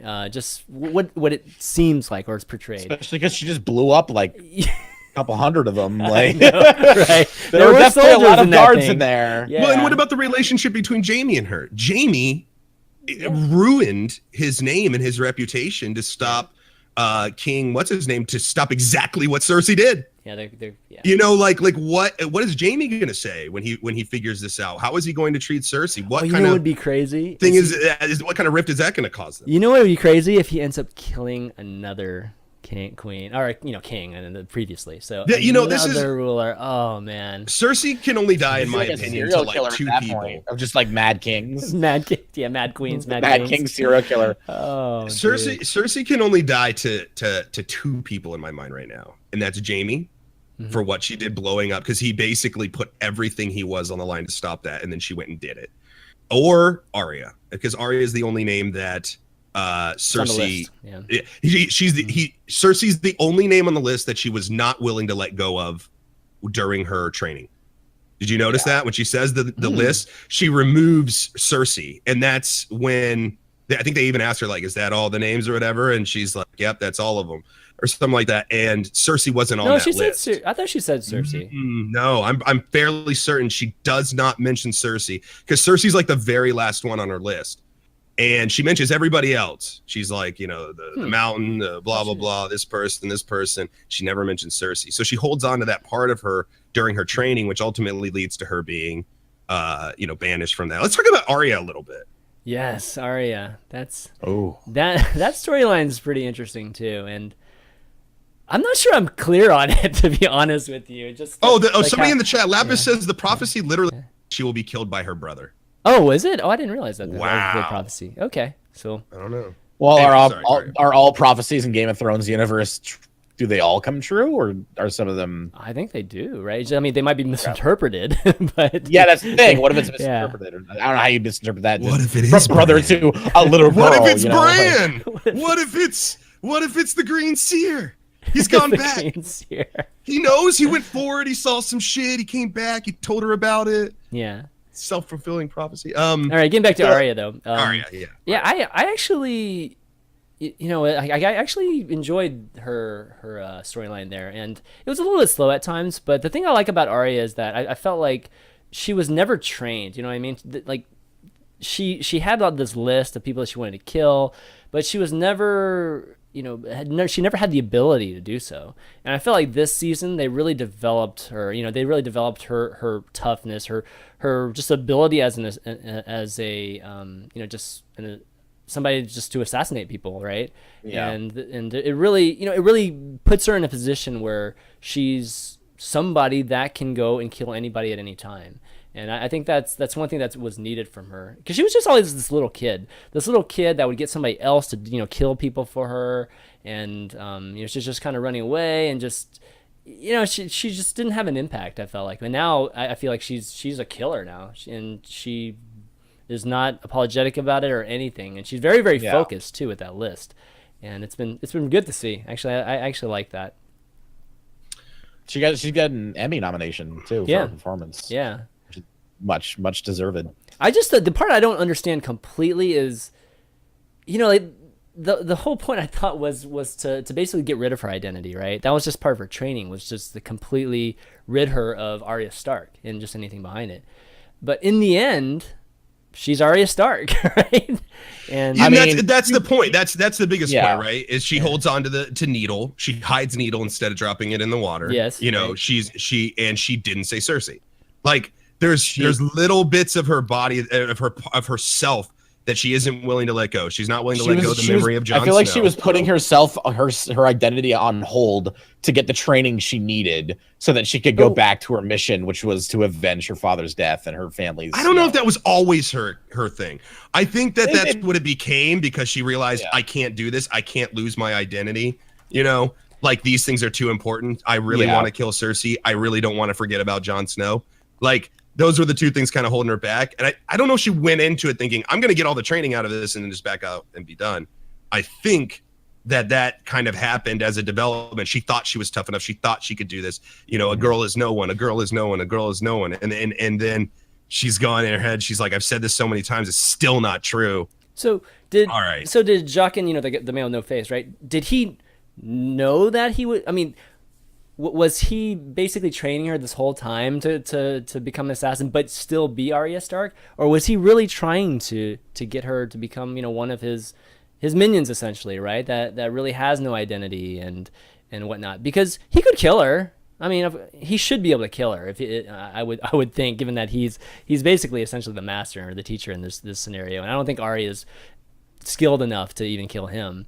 So, what was his intent then the entire time for training her? Well, he owed her. Oh, okay. He just purely because of the favor. If we look back, I mean, she saved, and so I think that whether or not she was going to succeed or fail wasn't his concern, just that he gave her the shot for saving him. Okay. Like he was indifferent either way, but he owed her because she did this thing for him. So she went to go get the training. Ultimately, she failed. You know, depending on your definition, she's not a faceless man. You know, she's not officially part of them, but she apparently understands everything she needs to do to become other people. Yeah. You know, like that didn't stop. You know, you think like when she leaves the faceless men, she would lose the ability or the resources, as it were, to turn into other people or take on the identity of other people. But as we saw in the season finale, that wasn't even true. And by the way, nobody's fucking disturbed with Arya cooking the guy's kids, and I understand that they deserve it, but it's a little fucked up to like walk up and be like, "Oh yeah, I already cooked your sons into your meal here, your pie, your meat pie. Look, there's a toe." Just like throws it down. Hi, that's people. That's people. Yeah. It's like Soylent like Green, chicken? bitch. Like here, taste have like some, chicken? you know? Yeah. Yeah, exactly. But like, I mean, it's not even that she's just getting like revenge on them. She's sort of fucking fucked up. She's fucked up. That's what I mean. She's like, I mean, she's been on the run like basically most of her young adult life, you know, surviving, scraping, seeing some horrid shit, experiencing some horrible shit. That does something to you, you know? Like that definitely has an effect on you. She's seen some crazy shit in the assassins, like in the guild, like with the faces and like the weird water that made her fucking go blind for a month and a half, you know, like shit like that. Like, so I don't know, like it feels like I broken her down. You can't come out of that unscathed and be like, all right, I'm going back to murder people regularly like I wanted to. Do you guys think that it was really shallow the way that they tried to set up her like attack scene, her death scene? Like it seems so sloppy and lazy. Wait. To You me. mean when she gets stabbed? When she gets stabbed, it was I thought that was the lamest fucking thing I've ever seen in the show. I was like, I'm sitting here watching. That girl was terrible at being you're being hunted. Like you know this girl's after you. I wouldn't be letting old women walk up to me. I wouldn't be letting kids walk up to me. I would be on alert from everybody. I would go. But not only that, hold on. Let me finish this. So she gets found. All right. Yeah, shut the fuck up. No, she gets found, and then she gets stabbed multiple times in like it looks like to be the stomach area. Okay, two times specifically. Two times specifically. And a twist. Okay. And a twist. God, it looked fucking brutal. And then she falls into the water. First of all, salt water in those open. Second of all, they piss in those salt waters. I am not a medical. I am not a doctor. I'm not an EMT. I'm not anything like that. I have had training first responder, but one thing I do feel like I know is that water is not a good way to staunch wounds. Okay. You get stabbed 2 times in the stomach, which is supposed to take a long time. That's the only thing that kind of gives us credit. If you get stabbed or shot in the stomach, it's supposed to take a long time for you to die. But it's a long and painful death, and your death is usually inevitable. Yep. So she falls in the water. She has enough strength to swim to shore and then like walk around until she's found. And I'm just like, I'm sitting here going like, how the fuck did she survive that? Like it's just like, I felt like it was just like a big like, let's stab Arya Stark to get everybody all riled up. Like there was no substance to it. Like it just seemed overdone and kind of shit. It had that, you know, I think the first sensation you see when Arya gets stabbed because of the angle is the Red Wedding, you know, like when they stab, you know, right. So that's like the sensation I had at least instantly when that happened. But yeah, like who else in Game of Thrones gets stabbed like that and lives? Like there hasn't been a single person. No one that's survived even two. I feel like they should have done they should have done something a little more clever instead of just the age old Game of Thrones like, oh, we're gonna stab somebody because you expect bloodshed in the show, and just like have her like react, you know, like, oh shit, I'm about to be stabbed. Maybe like she turns in the shoulder and then topples over in the water. Right. That I would buy that a lot more than like getting stabbed multiple times in the stomach and then crawling around in the fucking the water and the mud, and then somehow being and then the actress has some magical by an actress, by a fucking actress. Listen, in a terrible show. Okay, I'll say now. Yeah, I liked that show. I liked that show. God, of course you did. It was the talk of Broadway. Anyways, here's another thing though, just kind of go along with my point. I just thought I'd mention this too. I forgot to mention this. Is like this girl that's going after her is a fucking trained assassin. What trained assassin stabs someone in the stomach over the neck or any other area for a kill? You know, like except there may be an argument made that she really hated Arya. She didn't like that this other young girl had time from the mentor dude, and she never seemed to like Arya ever, never came around her. So maybe the idea was to make her bleed out and have a nice, long, painful death because that's what she wanted for her. Yeah, no, I think that clear she did not fuck up, that she would, she wanted her. But you definitely wouldn't throw her in the water then with like a chance to get away. That's very like, I don't know, like 1980s, like. Well, I don't think she threw her in the water. Stage. I think Arya like fell no, in the she water jumped. on purpose. I thought she jumped. Did she jump? Did she like? She was getting away, like to fall in the water. I just felt like there's a better way to do it, and that she should be clever enough, being part of the Faceless Man, to pull it off. Like, it was just like, I'm an old lady walking in the street. Now I stab you in the stomach. Like, didn't you think about this at all? Did you have any plan whatsoever? Like, I don't know. I would be the most paranoid. I would be the most paranoid person in Bravos for sure. Like, she's just in there enjoying. Oh, this is a nice little stream here. You know, just like perched on the bridge. Oh man, that was crazy. It was a sloppy scene. That was one scene I definitely. I thought just like. all of that. You know, just that one episode. Even with the actress, right? They developed her a little bit, and then she just gets killed. Hey, no big deal. You just die. You know, like not a big deal. That whole thing, I think, was sloppy in my opinion. At least the writing, from the writing standpoint. But I don't know. I felt like the whole Faceless Man thing was sloppy. I liked the idea of it, but I think the execution of it was. I don't think they had enough time. Because you never really see her being trained anyway. It's always just like, do this, do that. Well, when she was blind, you didn't. What do I do? I always. But she's not even really trained then. She just gets the shit kicked out of her until she decides to stop getting I always considered her story to be more of a montage than like a full story. And so like when it cuts away and goes to different parts of the world, I always feel like her time is still going and she's still being trained. There's more happening behind the scenes. And they just come back for, you know, like the important shit. Yeah, I don't know. You just never see a scene where there's any actual training, like any instruction, I guess I should say. Like, it's not like when this guy swings a bow staff at you, you can do this or that, you know. And I know they're not going to go into. They did with Sirio though. Sirio, I believe his name is the blade dancer from Bravos. You know, like. Yeah. When she's being instructed, you see her actually training. And so she's getting better with the weapon that she has. But the Faceless, all the scenes with the Faceless, there's never any instruction. There never is. It's always just do this, do that. And then she's like, how do I do that? And he's just always like, a girl will find a way. You know, like he's just like, he's like the guy that's like, just. They'll fucking figure it out. She has it in her. I don't know. You know. There's just no actual training. It's just like, get your shit beat in long enough that you finally learn how to defend yourself somehow. You know, like, I don't know. It seemed weird. And yeah, go ahead. I can't wait until she runs into the Hound. I actually want to see that scene because you know that's going to happen probably very soon. Wait, what now? What scene? When she runs into the Hound. Like, they're going to cross paths at some point, right? Oh, yeah. And she thinks he's dead. And obviously, you know, she's going to be in for a big surprise. But he's off of her list now, right? So he's not going to be. I think she felt like she already killed him. See, that's the thing.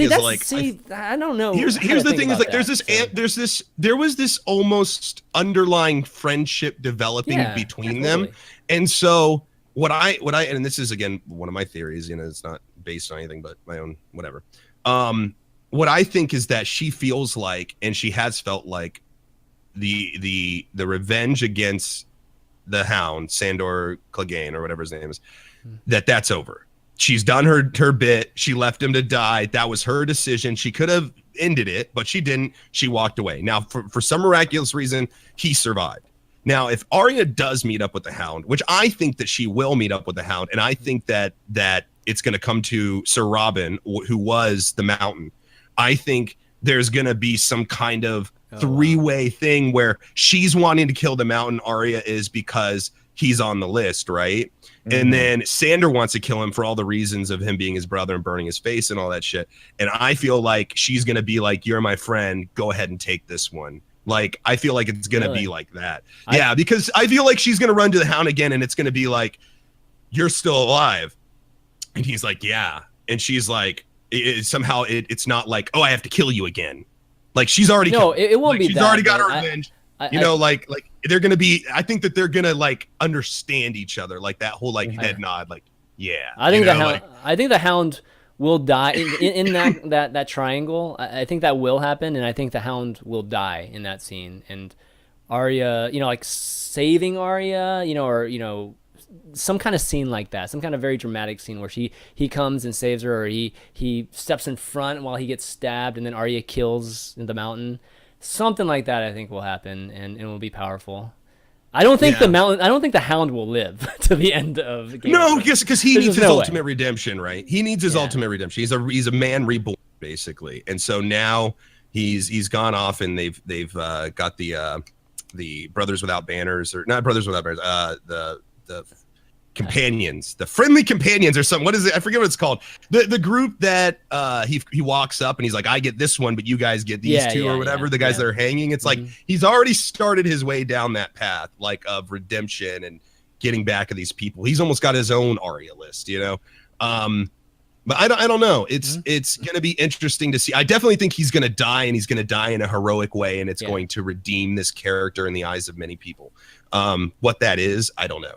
But I think it's definitely going to happen some way.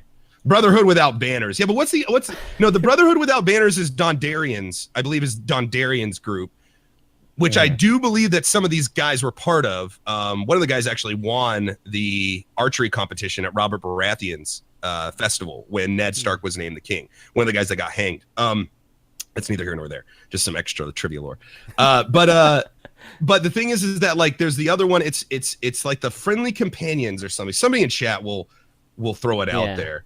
But the Brave Companions. That's it. The Brave Companions were the Bloody Murmurs that were led by Vargo Host. That's the guy who cut off Jaime's hand.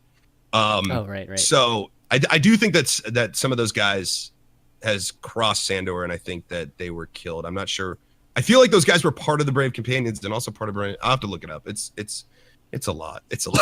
It's a lot. So it's a lot to keep up with. We're actually running a little bit out of time, but let's touch on Daenerys. We haven't even talked about Daenerys yet, and just whole storyline. Right. So what's there to talk about?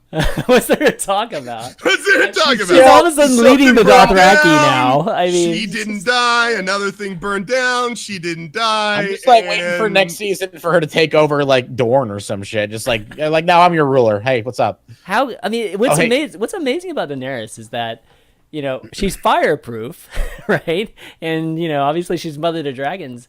But she's very killable. That's the one character that I feel like has no ability. Like just one arrow to her heart and she's doomed. Yeah, one arrow to her gut. And she's not Arya. So one arrow to her gut and she would die. So that's what's been amazing about Daenerys this entire time. She's had bodyguards, obviously, and they've been, awesome fighters. But she's very, very vulnerable. I wonder if that will eventually catch up to her.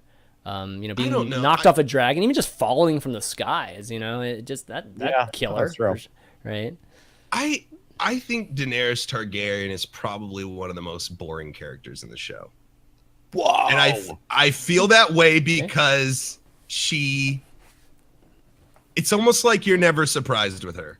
Like, she's just pretty much Daenerys. That's why I was like, what are we talking about? Like, oh, when she gets captured by the Dothraki, it was like, all right, well, she's gonna get out of this, like, and she's gonna do it on her own somehow. She might get a little bit of help, but like she'll fuck him up, There's nothing that's like I just don't feel like the character is showing enough change, and I don't know if that's the actress or not, or maybe just the character itself, but like it's always the same story with her. She's just a straightforaight character, and that's not a bad thing. It just makes her uninteresting to me because she hasn't had like an arc since season 2.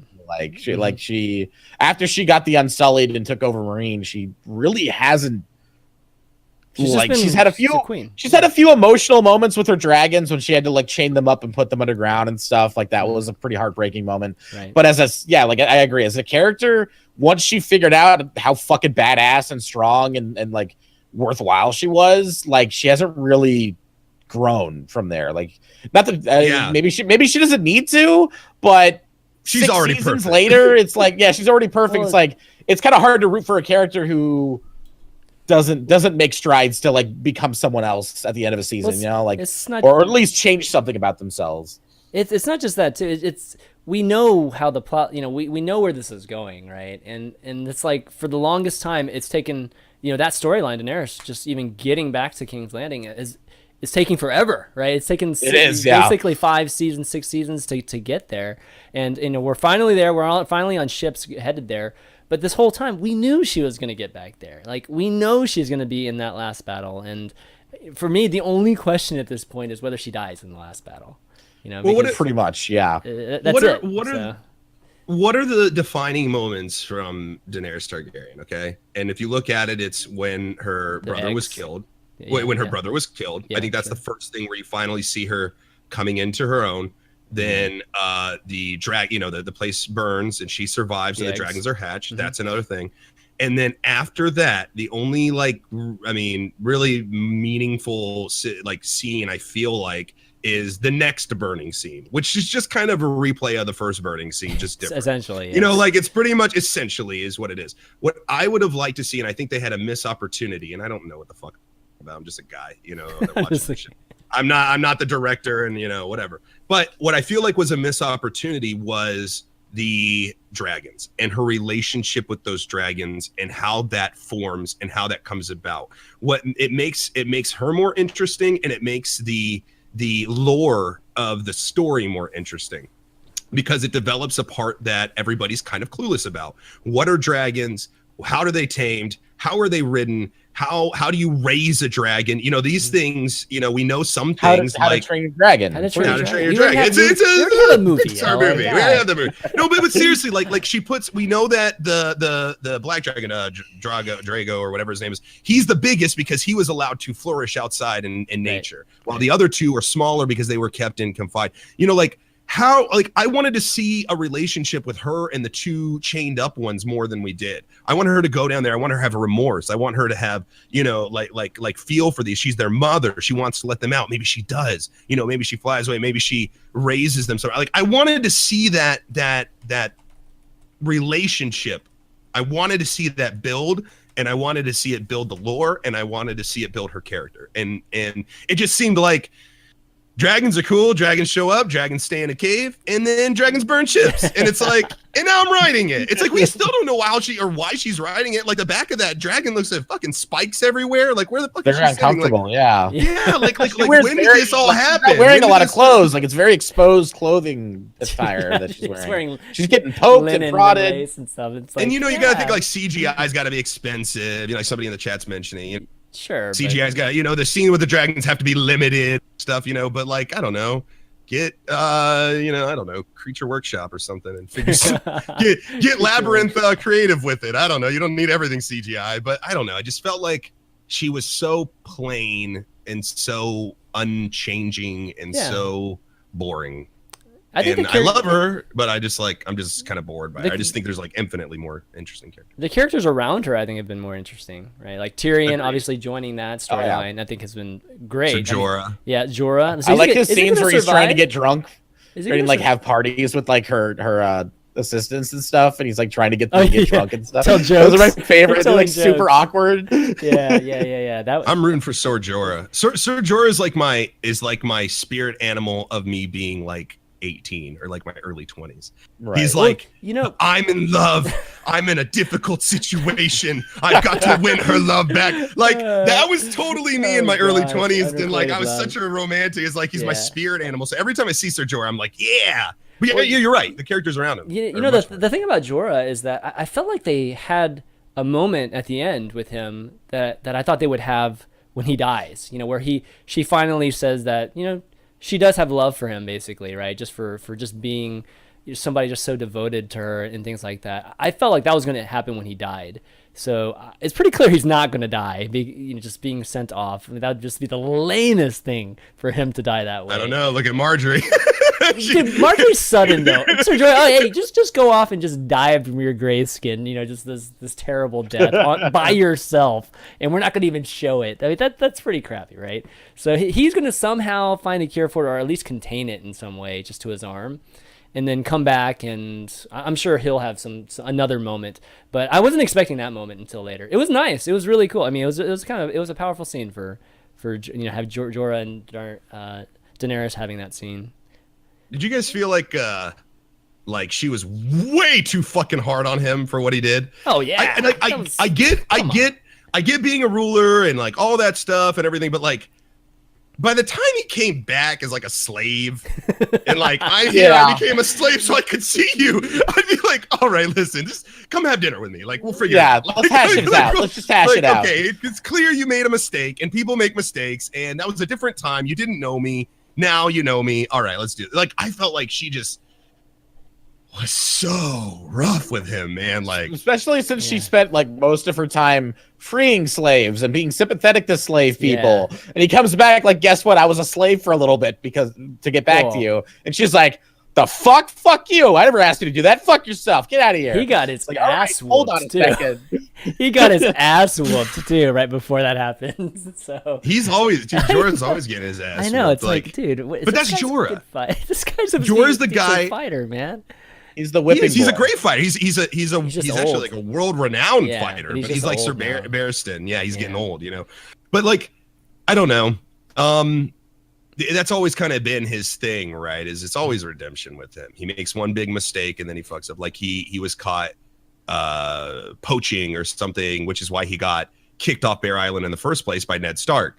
Yeah. Because he was doing some illegal shit with the Mormont family. I mean, that is, I think, the girl who's the queen now for the Mormons. I think that's Jorah's like her uncle or cousin or something like that. Like he's a part of that family. Like that's Sir Mormont's at the Wall. That's like his son. You know, like he's part of all this. But he was banished. He was banished because of what he did. He fucked up and broke the laws, and Ned Stark kicked him out.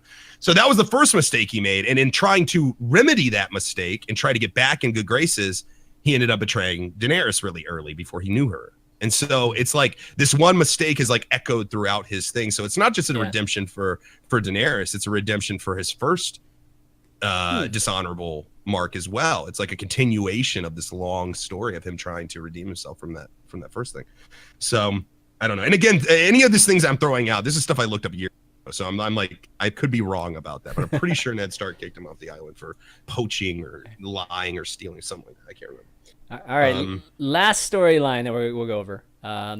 Diction, what do you think is going to eventually happen with Sam and Jilly, of course? But Sam, like, is Sam going to have some kind of huge role in the end here? I mean, he's going to be a Meister of some sort, right? I feel I'm having a brain fart. Which one's Sam again? The chubby guy, the chubby guy that went to his parents. Yeah. Sorry. The Wall, right? Yeah, he's been my hands down my favorite character of the show. Really? Okay. Oh yeah. Cool. Oh yeah. I mean, I like him too, but that's he like along with Arya. I feel like and Jon Snow. I feel like he's had the most like ridiculous arc. Like he started as this fucking fat, pathetic, sad, cowardly dude, and now he's this. I mean, he still is really awkward and not terribly confident, but the dude fucking killed a White Walker. And he knows that there's something special about him, and now he's like, you know, he can't stand up to his father, which is more like, you know, it's like that's like a childhood thing. I don't know. I don't know where. I can't place where he's going to end up. I feel like it could go many directions. He could eventually be back up with Jon Snow. He could. I mean, maybe he'll go to King's Landing. Maybe I really don't know where he's going to end up. I mean, it's really about what he's going to learn. I feel like he's going to be some kind of brains behind all this, right? He's going to figure out some way to defeat the White Walkers, or I feel like he's going to have keep them dead, right? To permanent or be able to negate the power of just reviving dead bodies. I mean, how do you beat that? You go and you kill. I mean, every time they kill a guy, they get an additional person to their army. Dragons. You know, dragons. Yeah, okay, dragons is what it's dragons, of course, will be part of it, but fire it's a song and ice. Fire and ice. Yeah, fire and ice. What it is. You know, like ice is the thing, dragons are the fire. Like it's going to end up where all these southern people, you know, we're coming to Westeros, we're going to take over Westeros. That'll be season 7, right? And then by the end of season 7, it'll be, oh shit, we were all bickering and everything, but we've got this army of undead. Let's all band together. There's only 3 dragons, though. I mean, there's only 3 dragons, but those are fucking powerful dragons. Like what undead is gonna go against a dragon? You know, like what single undead? I mean, it doesn't matter if there's mass of them. You just burn them all. They're weak to fire. Like I don't know. It's like a Pokemon. It's like a fire type versus like a water type. It's like it's super effective, right? But reverse. like the fire damage boost is giant. Yeah, I don't know. It's Sam. I don't care what Sam does as long as Gilly is gone. I fucking hate Gilly so much. Gilly's unthinkable face. In every look, I wish I didn't have this beard so I could do the look right. But she always looks like she has no fucking idea what's happening. She's always got this face where like her top teeth hang out further than her bottom lip, and like her lower lip is like tucked in, so she's always like.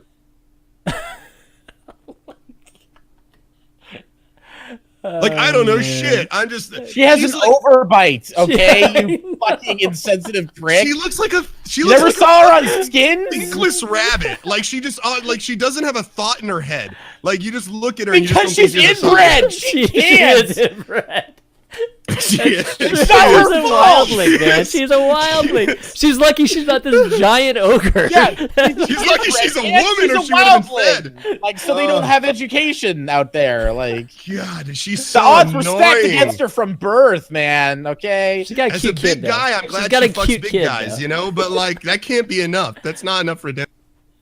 Like I'm glad you gave Sam, took his V card. That's super great. You know, like I'm glad you took that one for the team. But I mean, I don't know. Gilly's just I like Sam. I think Sam has got a really interesting story. I don't think he's my favorite like Diction's, but I think that Diction's absolutely right when he's got one of the craziest story arcs and one of the most what's the word I'm thinking about? He's the least likely person that you would expect to go on an adventure like that, right? That's what makes it so exciting. What I think is going to happen is he's going to go there to become a maester. I think he's going, and this is kind of my crazy brain, and this also has some tie into the books too. I think that he's going to find a way to harness some sort of magic. Yeah. I don't know if it's going to be fireballs out of his hand or anything like that, but I think that now that the dragons have been born, we've seen bits and pieces of magic coming back into the world. We've seen resurrections. We've seen resurrections in many different forms. We've seen people being brought back to life as themselves, and then we've seen people being brought back to life as zombies. You know, and because that magic is out there, and also because there's a scene in the book, and somebody's gonna have to maybe do some research on this because it's been a while since I read it, but there's a scene in the book that has to deal with Old Town, I think is what it is, and somebody steals something and like turns into water or something. Like it's really crazy. It's a very small portion of the book. It's very obscure, but it's some kind of reference to like magic or somebody's learning, steals something from the maesters. And I think that Sam will find something, will learn something that allows him to have some kind of connection with magic, if even it is just to stop the undead horde. Do you think there's any significance in the sword that he steals from his father? Well, it's Valyrian steel. Yeah, it's Valyrian steel. So. It's one of like 5 swords in the world. I mean, it's going to come in. It's Chekhov's gun. That's nothing, right? It's the Chekhov's gun. They show it, and then like eventually he's going to use it. So it's going to happen. Like he's going to do something with it. He's going to give it to Gilly, and she's going to stab herself with it because she's not smart. Oh my god! I'm sorry. You're such a bastard. Sudoku, I know. Please. I really don't like her. Hands it to her. Every time she's, have you ever seen somebody just has a face you don't like it? You just can't. There's nothing. I'm looking at one right now, actually. Hey, no. Diction? Are we friends? I'm punching it. Oh my gosh. I'm punching. I don't know. Sam is one of those characters that like anything can happen. You can do anything with Sam. It's just like he can kill White Walkers. He can get the girl, however, whatever the girl is.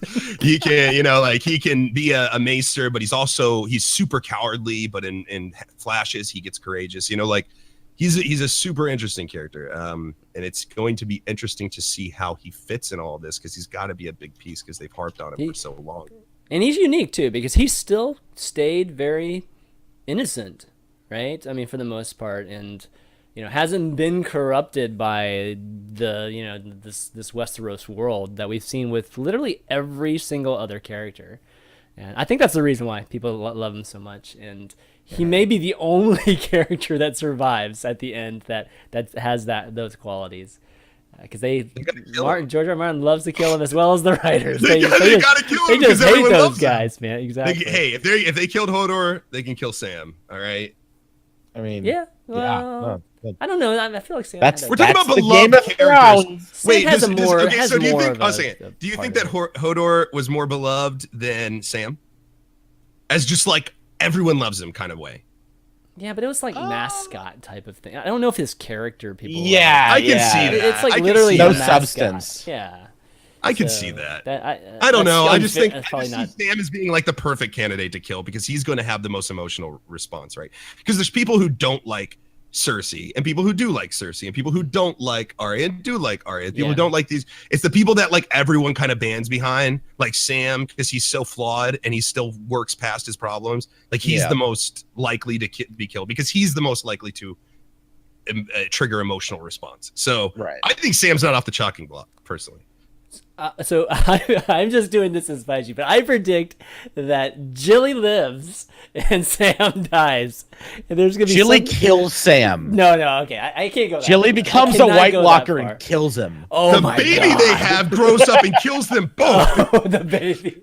The baby's actually a dragon. God, man. Yeah, who knows who the father is, right? No, wait. That's a weird timeline too, though, right? No, the father is Castor. Oh, it's Castor. You're right. It's her dad. Her dad's the father. Yeah, I totally forgot that. Stupid. The last time her dad's the father was mentioned in a media production, it was on Jerry Springer's show. Okay, so her dad. You are the father. Oh shit. That's Maury. Start throwing chairs. Maury. Yeah, Maury. Yeah. It's like, all right. I don't know. Well, I'm trying to think. Are we closing out? Are you closing up shop? We probably should wrap up. If Addiction here has got a stream. Damn, we got so much to talk about. Everyone wants us to talk about Jon Snow. There's nothing to say. He came back from the dead. He's still a badass. Like, that's it. That's all there is to say. Honestly, Jon Snow is a Targaryen. To be honest, Jon's character, outside of just the anticipation for him coming back, his character's been kind of boring too. Like a little bit. Same old. Yeah, I mean, what do you expect? They threw him into another spectacular battle sequence where he fucking survives. It was awesome. Don't get me wrong. It was fucking awesome. But that's his role now. All of my favorite episodes have Jon Snow in it. Like all of my favorite, because it's always, like you guys said, like it's this build up, big battle, build up, big battle. Like Jon's the one out there on the fucking front lines all the time in this show. He's always in battle, and it always gets more amazing. But I think Hardhome, that scene where he's floating off, and I got to give credit to that actor. Was it Kit Harington? Yeah, Kit Harington. Yeah, he like in his face, just the way he was looking at the guy on the, like, it was just back. He was like on the boat going away, and he's looking at them, and it's like bad enough that everybody got slaughtered, and then he just like just raises, and that look he gives, like, holy shit. As he just stares the same way as he's floating away, just like, well, it's like, we're so fucked. Exactly. I wrap my mind around how fucked it's the look of despair, man. It's like Hardhome was the best, but I agree. Jon, I think, is a little boring too, but he climaxes, man. He's like he's stooges over all of our faces, man. All of our faces every time. He always, he might be boring, but in the end, he performs. He always does his thing. He's like boring, amazing, boring, amazing. So I guess he's boring in a sense, but I still feel he just doesn't feel fully dedicated to everything he's doing right now. It's like it's okay, all right, we'll go back to Winterfell. okay, we'll fight when we don't have enough soldiers, even though I don't know why you didn't tell me, Sansa, for whatever reason. that a lot she of doesn't want to get in bed with Peter Baelish. Yeah, I guess so. But yeah, so it's been mostly that he's just been reluctant with everything he's done ever since he's come back, been rezzed, right? He's valued life a little bit more, doesn't want to fight, but he ends up still in this battle. So that's on purpose. I would say that is on purpose to somehow, just to not make him this all-powerful character in, just the remainder of the season. And we'll have to see how that ends up affecting, maybe the whole Sansa Baelish thing, right? Baelish obviously is still going to have some influence on Sansa. Will Sansa get power hungry in some way? They're alluding to all that, right, in that last scene where just those glances from different, when everybody's pledging their allegiance, right, to Jon Snow. So we'll have to see how that plays out in the next season. But hopefully, I think there should be. Yeah, hopefully there'll be more. Hopefully there'll be more like that he can work with, at least, instead of just being that Daenerys type. Like, he's gonna be the guy that's gonna be around too for the end. For this huge battle at the end. The question is, are they just gonna stay in the north the whole time? Or are they gonna come down? Are they gonna there's gonna be a big battle in King's Landing? Is he gonna come down for that for a little bit and then join forces and head north, or? Well, the wall's got to come down. The wall's got to the Brandon the Builder built, like because it's magically infused. It's got to come down somehow. Yeah. But here's my last point about Jon. That I think is pretty awesome. Maybe not about Jon himself, but about the writing. Like huge kudos to George R.R. Martin for creating Jon Snow and the trials and tribulations of his character, but plus being able to so expertly weave in the social changes that are happening that allow Jon Snow to thrive. So think about like having a bastard as a leader. Like that was unheard of, in Westeros. But Ramsay took over, he backstabbed. Now it's set like a precedence that sort of being a bastard can happen and you can be in charge, right? And this is the social change that's happening that ends up later affecting Jon Snow in his position now as King of the North. And that takes some crazy writing chops to be able to justify a story, not only just for a character, but also culturally within the realm of this fantasy world, to be able to wrap that all around.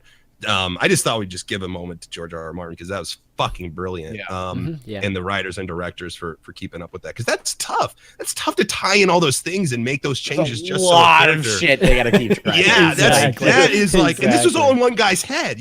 How long has he been thinking about this story? Just going over every detail. How does this work? How does that work? And finally, when in his older age, he sits down and writes it out, and it makes sense, and for the most part, it's like, it's insane. So that's the last thing I'll say about it. It's just Jon Snow's character is interesting, but everything that goes around the story to make Jon Snow where he's at today is just as, if not more, interesting. So to me, anyways. Are we ready to reveal our next? Yeah. Well, I mean, last comment about Game of Thrones, they did reveal season 6 or 7. They mentioned that it's gonna, or they announced that it's gonna be in the summer. So it's going to actually start a little bit later than we're used to, and it's only going to be 6 episodes. Is it 6 or I think it's 6, 7. I think it's 7 episodes. 7 episodes. Yeah, it's going to be 7 episodes. But it might be a half season. I heard they're going to be a little bit longer, though. Is that true? It's rumored that they're a little bit longer. I didn't read that. No. Okay, it's going to be. Hopefully, sad if it I mean, it maybe could work, because right after that, Silicon Valley comes on, and that's only a 30-minute show. Yeah, so they could go like an hour and a half, and then throw in the 30-minute. That show's too short too. Gosh, it drives me crazy. God, I love that. We could do a show on that. yeah, we could definitely. So yeah, people are saying 7 episodes. There's only 2 more seasons left, guys. So it's gonna be sad, but I'm sure these last 2 seasons are gonna be crazy, and it's gonna be great. We'll definitely have episodes about season 7 at the end of it, of course. But Ellohime, you just mentioned talking about next week, Diction. You want to, I guess, let folks know what we're going to be talking about next week? Okay. All right. We're going to be talking about Stranger Things. It's a new show on Netflix. I just finished it a couple days ago. It is fantastic. It's so good. That's all I'm going to say about it. Yeah, I accidentally flashed this earlier, so people probably knew what it was. You did a spoiler in our spoiler podcast. It's fine. It's cool. Man.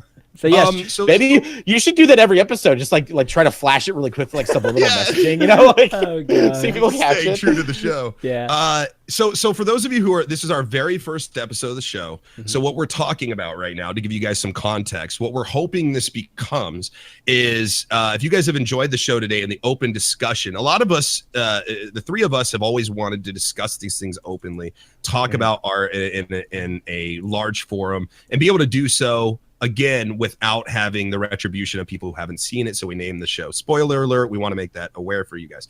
But part of the show too is including you guys in this discussion, and including you guys in what we do. So the idea is that during this next week, before the next show, you guys will jump on Netflix and watch Stranger Things. So you guys bang this out in a week. It's been out for a week already. Yep. If you can, no pressure, and there will be different time commitments to these things than others, but by the time that we come back next week, you guys will have watched it, and we can have a nice open discussion about it, just like we did today with Game of Thrones. So it's almost kind of like a book club, but for all media, really. So we're doing another show, like you said, Stranger Things is going to be on Netflix, so we would encourage you guys to go watch it and take the homework that we're giving you, and then come back and have a discussion with us. And have a discussion with us about it, and jump in. And I think that one thing we're going to try to work on is including you guys a little bit more in what we're doing as well, so that you guys can get your opinions out there, and we can talk about those as well. So that's some context to what we're talking about. So like Diction said, the big reveal is Stranger Things next week, guys. So if you care about the show and you want to keep up with it, this is a great time. It's Ground Floor, episode 1. You guys can say you've been here from the beginning. Yes. And we'll be talking about Stranger Things next week. And I've only seen like half of episode 1, so I'm gonna have to watch a lot of that. So. Yeah, me too. I'm starting from this. I'm bummed out. It was so cool because I was already planning on watching it this week, and then we literally decided before the show, let's do Stranger Things next week. Yeah, let's do that. Yeah, it works out perfect. It won't always be a show too. Remember, this could be a graphic novel or a video game, movie, whatever, man. You know, we might even talk about a Broadway show. We could do music. We could do albums or whatnot too. Like whatever. I mean, there's a lot of things that we could talk about. What about like short form like serial, like the Serial podcast? Like if I think they have a season 2 out or something. You know, like something like that. Listen to all that. Yeah, you can do a podcast. Yeah, Serial is a great podcast. Woo, Serial. I mean, we could do anything that we want with this. Making a Murderer would have been a really good show to do. You know, like we could talk about all sorts of stuff.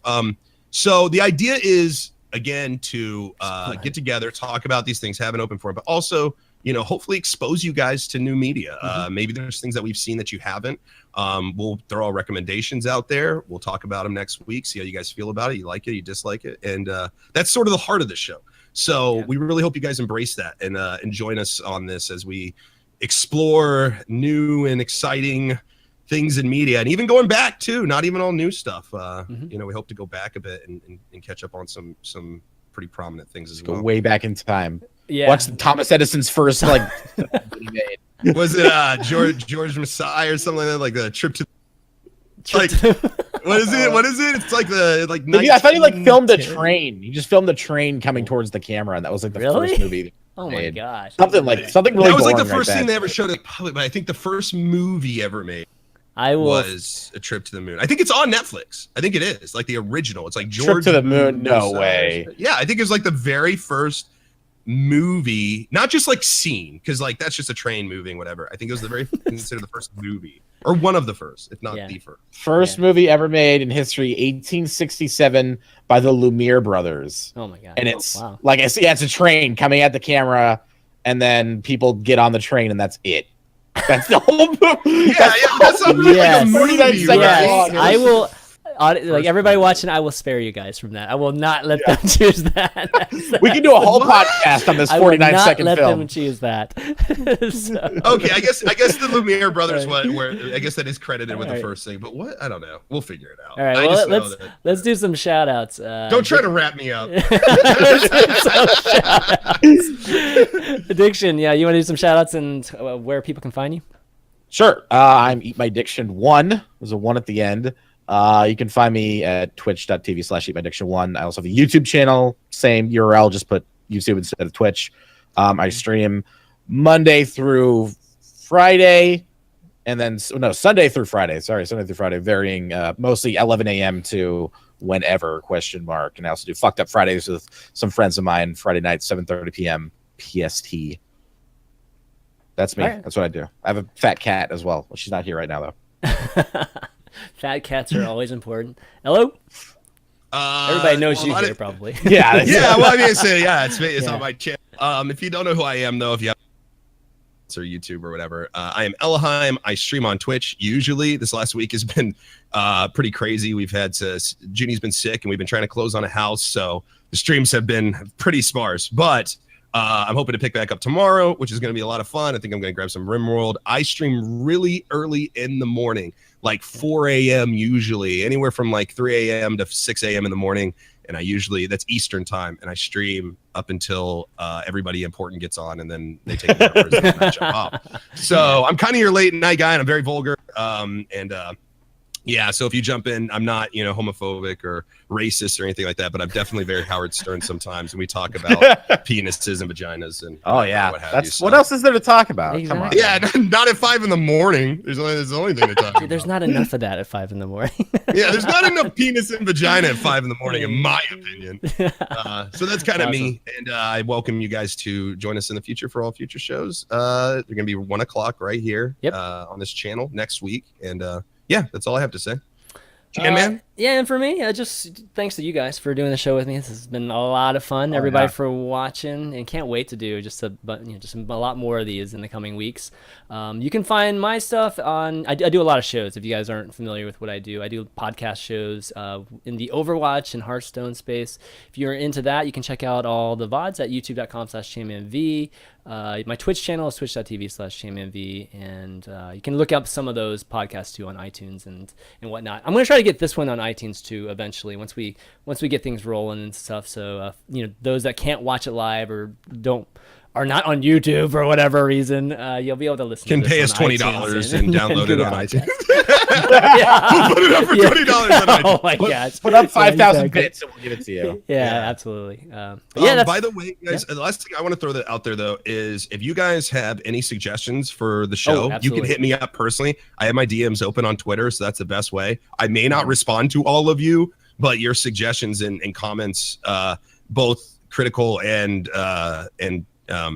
both criticism and whatever. I don't know what I'm trying to say. Feedback. We're accepting feedback. There you go. Feedback. Just send them to me in the DM on Twitter, and I would really appreciate it because we're going to be striving to make this show fucking amazing. So. Also, I'm going to start a Spoiler Alerts channel in my Discord server too, just to talk about the show and stuff. So you can go there for now. I don't actually have the channel up right now, but it'll be a place for at least people that like this show just to hang out there and talk about it.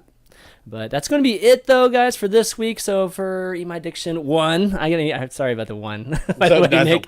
And Ellohime and myself, ChanManV, we'll see you next week. Later. See you guys. Watch Stranger Things. Watch Stranger Things. That's right. Do your homework.